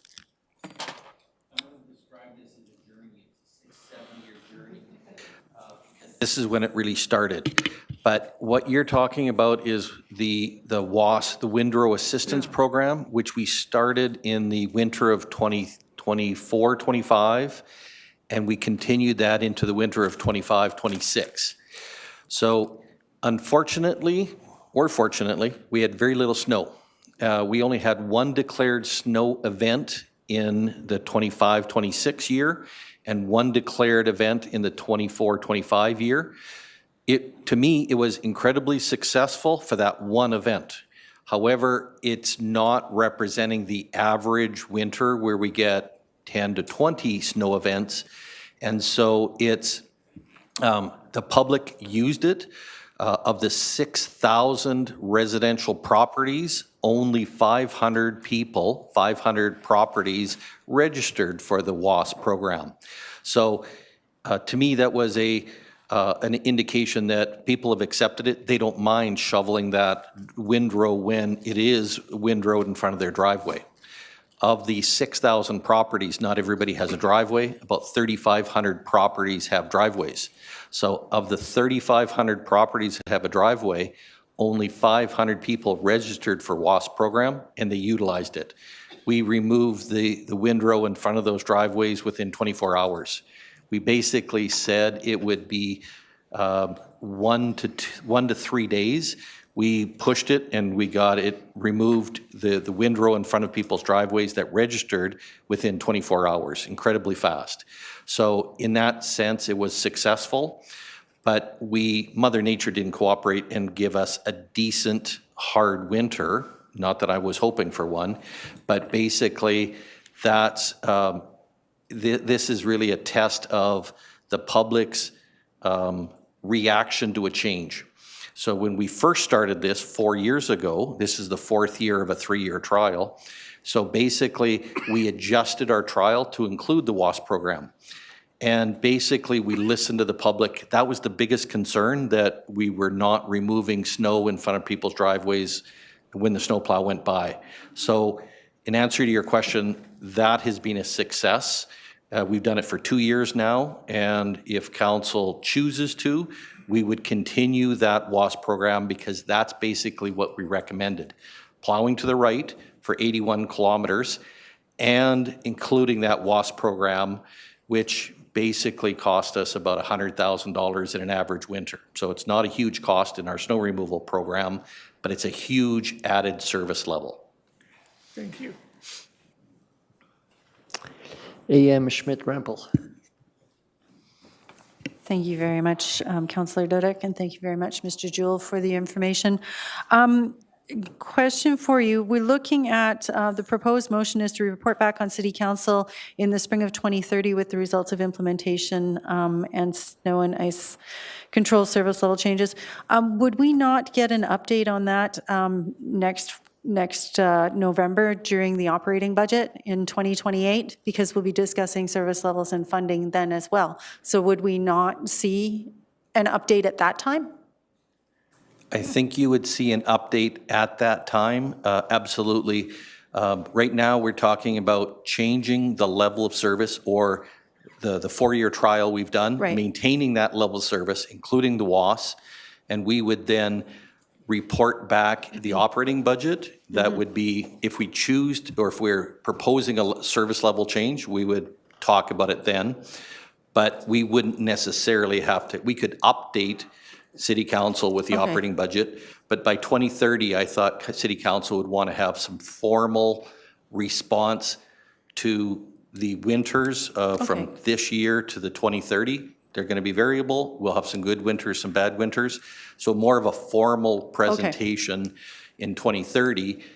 By the operating budget, middle of 27, we would likely have a update on how it's going. Okay, so we will see something next year then. This isn't going to report back to us then until 2030. We'll see something come operating budget time as well.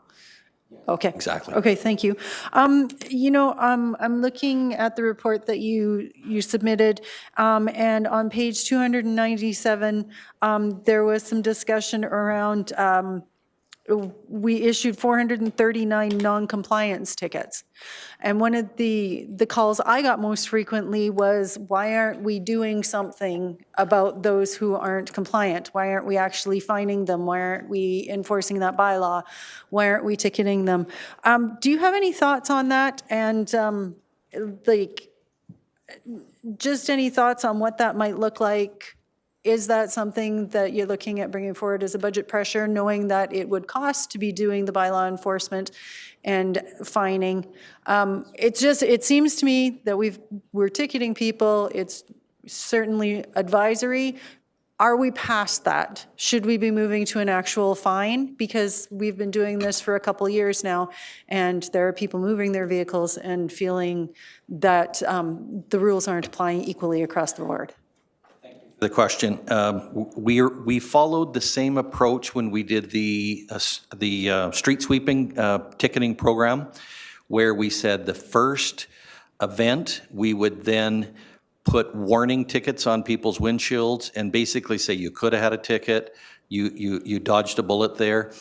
And that's what we've done for the last 3 years. Every year, the first storm event, the first declaration, we do warning tickets. My preference is to do it once and once only. In some years, we did it for 2 or 3 declared events, and then we started doing the first ticketing.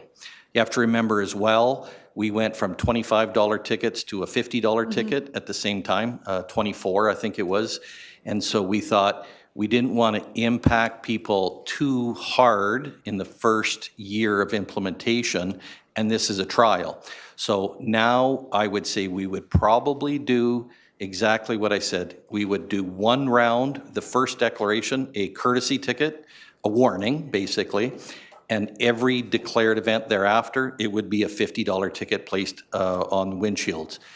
We have, the Transportation Department has contributed to the parking department for the enforcement. So basically, we have resources available, maybe not 24 hours a day, but 7 days a week, whenever they're plowing. So Phil, the parking guy, will talk to our snow removal people, and they'll ticket as required after that first event, or after the warning period is done.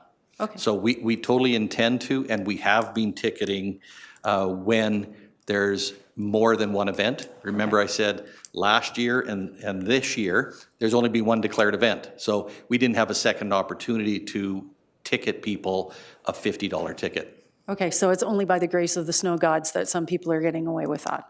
Yes, exactly. All right, thank you. And one final question, if I may, Deputy Mayor Dodick.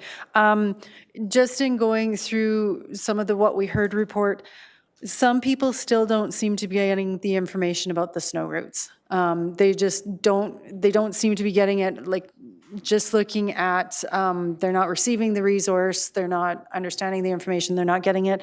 I see that we are doing hand delivering of the information. Are we finding that an effective way of delivering the information, or is the hand delivery a result of people saying they're not getting the information? I believe we're taking the cautious approach, saying of the 6,000 properties, we hand-delivered letters to every single one of them. When a property registered for the WASP program, we delivered a package to them so they understand the WASP program. So we've made a lot of effort to communicate to those 6,000 residences along snow routes. The problem is, if you're not living on a snow route, you may not be aware of it, and you may be impacted if you drop your kids off to the school or to a neighbor or something. So we do put on our website lots of information on snow and ice control. Every time there's a declaration, it goes out as a media release. So we've bent over backwards to provide information to people that are wanting or getting that information. But there's always a complaint about, I didn't know it was declared, I didn't know that I should have moved my vehicle. And so I think We could always try to do more, but I think we're doing putting a lot of effort into the communication side. More than I've ever done on any other project this is all being about communication and change management. Okay, and you are hand delivering to anyone who is on a snow removal route?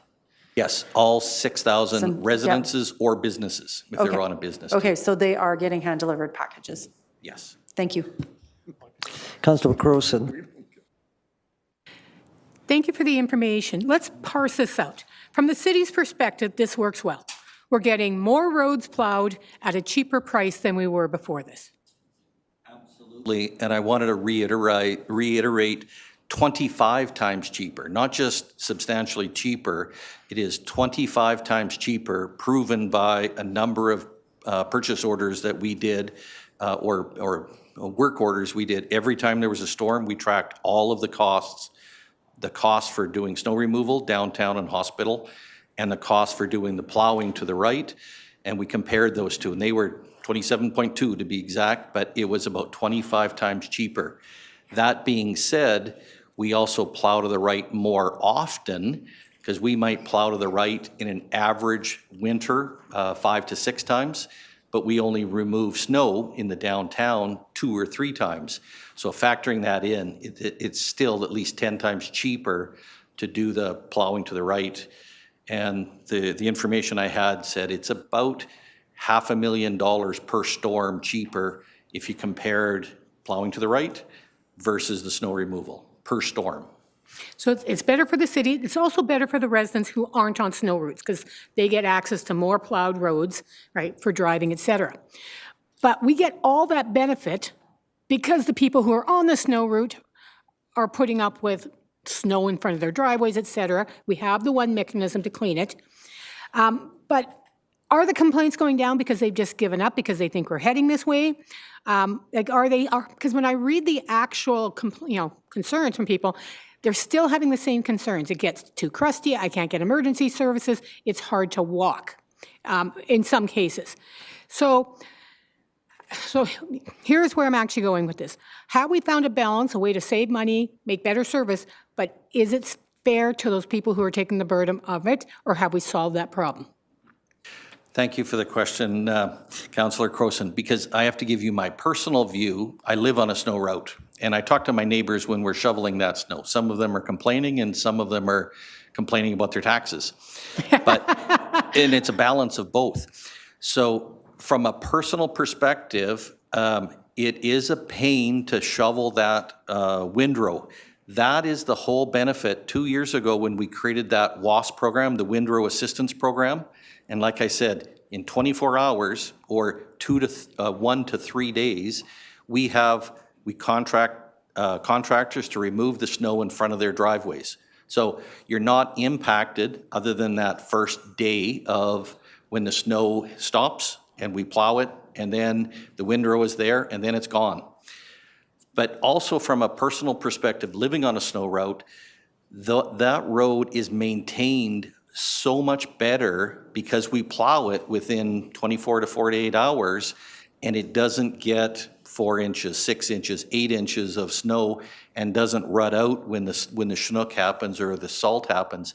So we're actually maintaining a better level of service on those 81 kilometers of road at a much, much cheaper cost.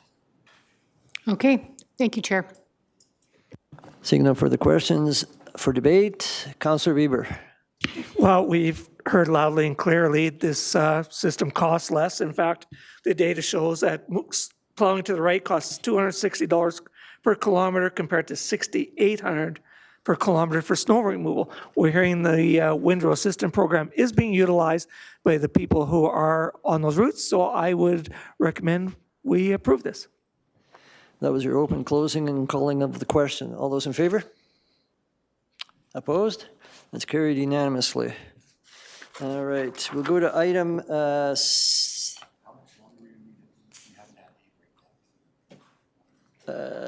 we have 3 more items. Thank you, Mr. Jewell. Okay, item 6.6, Administrative Report on Animal Welfare Committee. Be it resolved that the Community Issues Committee recommends City Council, one, direct administration to oversee the grant funding. Grant? Should be grant? Okay, grant funding and application process for budget initiatives, N-28, mitigate the feral cat problem, and N-29, unveterinary funding for animal rescue. Number 2, dissolve the Animal Welfare Committee, AWC, by rescinding the terms of reference as this advisory committee is inactive and no longer required in its current structure. And 3, support administration in continuing to utilize various community engagement methods on issues related to animal welfare. And it's Councillor Croson who's doing this one. You're not? No. I was just going in order. No. I'll take it. Okay. Councillor Wolf. So any questions? First off, any members of the Anybody public else that in wish the to speak? community want to talk with us? Yes, go ahead. Debate? Open and final. I think this is genius. Let's do it. Okay. Question McCall, all those in favor? Opposed? Okay, the vote is 4-4, and that is defeated. All right. Item 6.7. Yeah, don't look at me, I don't know why. 6.7, Councillor Doria, if you're okay with it.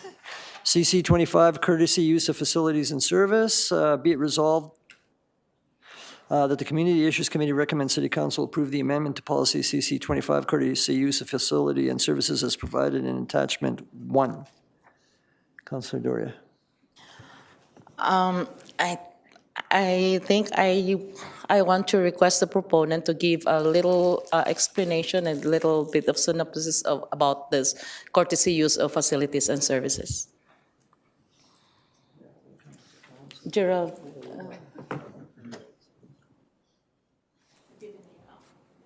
I'm sorry, who from administration can speak to this? Oh, go ahead. Thank you for the question. I think this is an update that's been, I would fair to say, several years in the making, and I think there's recognition from various parts of the organization that it provides, I think, better clarity on eligibility types of events that this is intended for. Also, I think more clearly identifies responsibilities, procedures that are noted in writing. This ensures, I think, better consistency over time as different folks who either come and go from the organization. It exists in policy in, I think, much more clearly and fulsomely so that information that's in people's brains doesn't leave with them if they happen to leave the organization. It also sets a clear threshold for larger requests to seek approval from CIC and City Council. Those would be, I would say, very, very few and far between. In some, I'd say it kind of tries to seek the right balance between additional rigor while still providing the required discretion to do what makes sense for these types of requests. And I'm happy to take any questions. Thank you, Mr. Batia. Councillor Croson, I believe, has questions. Yes. This is picky, I know, but you have given the responsibility to this committee and not to council. This committee can only recommend to council. This committee can't decide upon the reviewing of the resources and stuff. So responsibilities A should be council must, not CIC must. I think the intent was procedure that would come to CIC, but ultimately the decision rests with council. It's just the fact that this is a council policy, that council's not actually mentioned in it. It should be council, not CIC, in my mind, and others may disagree. And the other thing that, because it's a council policy, I don't think we've given any thought, why do we even do courtesy use of facilities and services? There's no purpose in here. What is the purpose behind these? You guys thought this really beautifully through from staff perspective, how to do it, but why do we actually do courtesy? And that's not in there from our perspective, and that's the one thing that would be part of it. Is it something that, because I don't even know why we do it. I mean, I have a sense, do we do it to economically support groups? Do we do it because, you know, it's just not there as a foundational thing? I'm relatively new to this policy, but I'll take my best attempt to try to explain what I believe the purpose is, and I think. No, I'd like to see it in the policy. policy. Sure. Because, to guide future councils, because right now it just says we do it. It doesn't say what's our guiding purpose behind why we do it, Okay. if you know what I That's mean, noted, for right? sure. Because you've worked on this, we all understand it, but if you're a council 10 years from now, well, you know why you actually even do it. So those are my two concerns with the policy. Thank you.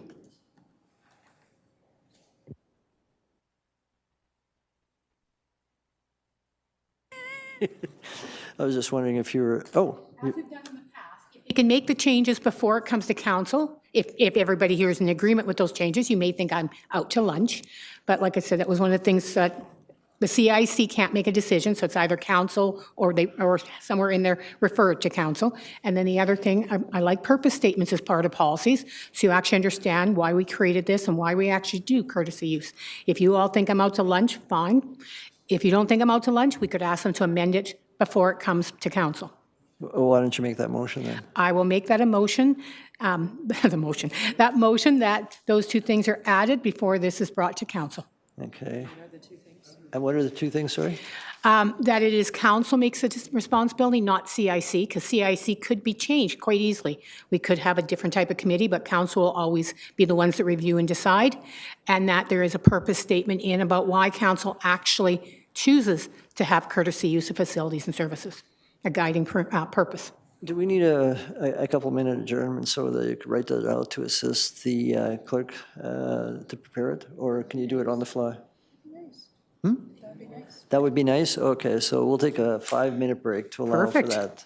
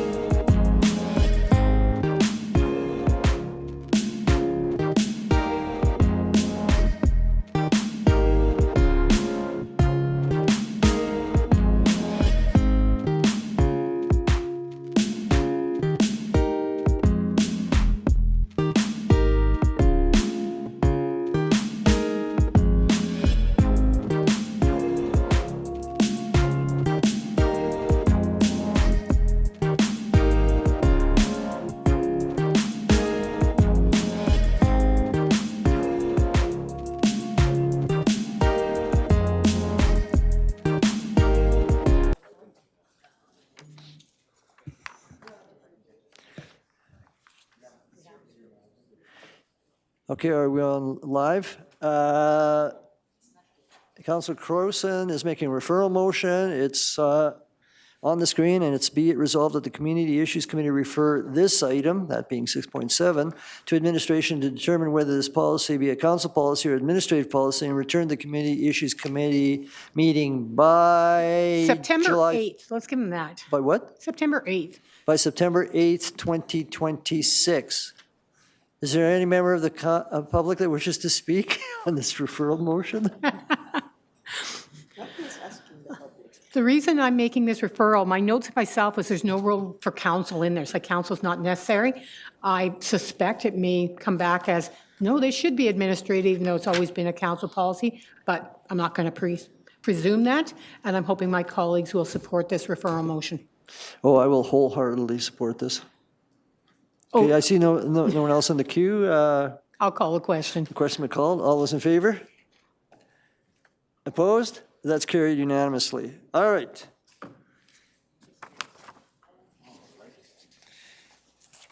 We go to item 6.8, Community Safety Action Plan, which I'll give to Councillor Dory. I didn't get a chance to do the other one. So Community Safety Action Plan 6.8, be it resolved that the Community Issues Committee recommends City Council, 1, adopt a Community Safety Action Plan, CSAP, in principle as a guiding framework to inform the coordination, implementation, and evaluation of community safety initiatives across the city as provided in attachment 1. Number 2, support administration's use of existing previously approved unspent funding allocation to clean and safe initiatives to advance short and medium-term actions identified in the Community Safety Action Plan. And 3, direct administration to return to City Council through the 2028-2031 operating budget process with any Community Safety Action Plan initiatives that may require new or ongoing operating budget impacts for Council's consideration.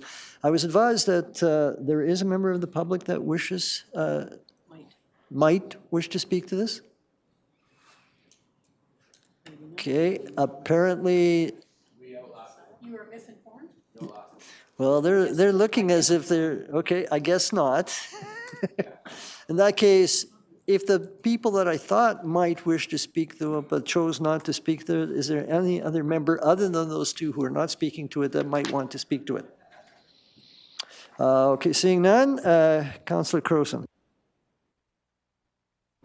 Thank you. This one, again, is a bit of a philosophical question. When I read through this, I wondered why this wasn't brought forward as part of the budget deliberations, because a lot of this seems like we are looking at things, whether we should continue this funding in this stub year, and it's coming forward. So why is this on a separate agenda? Why wasn't this at the budget deliberation so we could have looked at it holistically with everything else?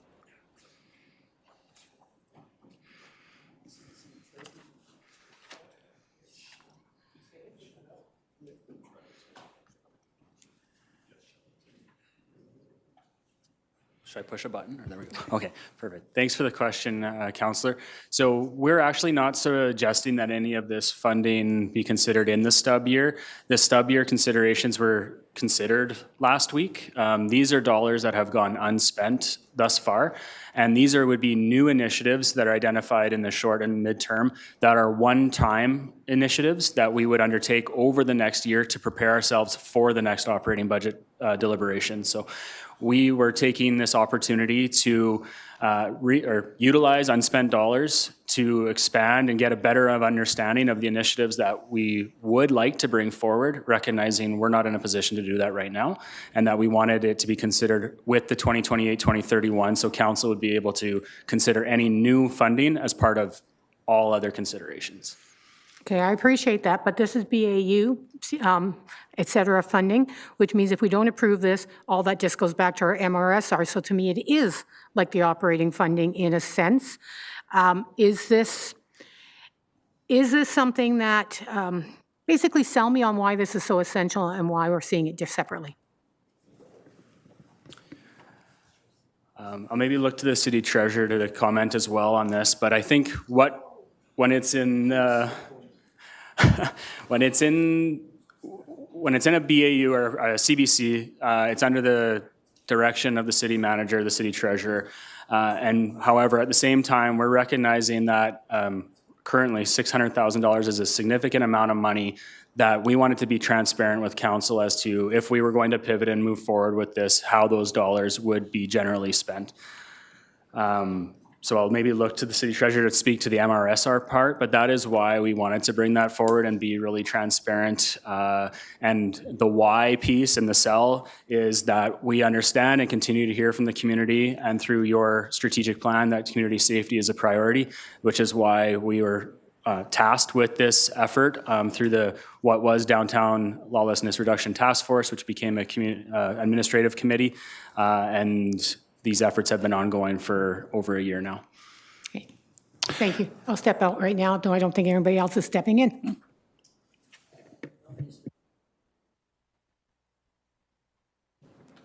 Are you back in then? No, I'm good. Okay.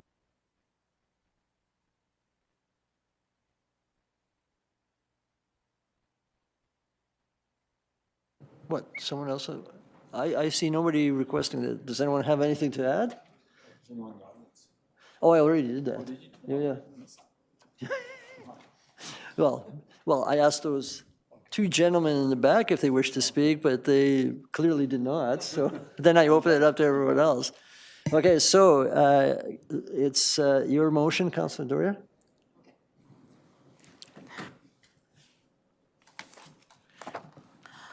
Okay, as I understood too, this is only our guiding framework. This action plan is a guiding framework. And also, I'm expecting that this coming budget 2028, operating budget 2031, we will do the deliberation and discuss the details on it. So for this motion to adopt as a guiding framework and support this for funding allocation, I'm hoping that my colleagues will support for this motion.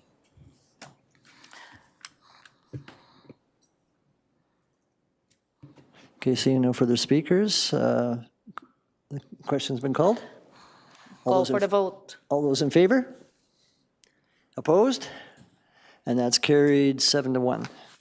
Thank you very much. Thank you for the non-speakers.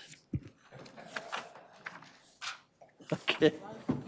All right, and the final item is advocacy framework updates. This resolution will be, since I'm going in order, Councillor Parker. 6.9, be it resolved that the Community Issues Committee recommends City Council adopt the amended City of Lethbridge advocacy framework as provided in attachment 1. Are there any members of the public? Don't leave. That wish to speak. Okay. Security? No? Nothing for you? Okay, they're fine. All right, Councillor Parker. First of all, any questions? Nope. Question. Question to call. All those in favor? Opposed? That's carried unanimously. We are adjourned. Gerald got away. No. Hey! No.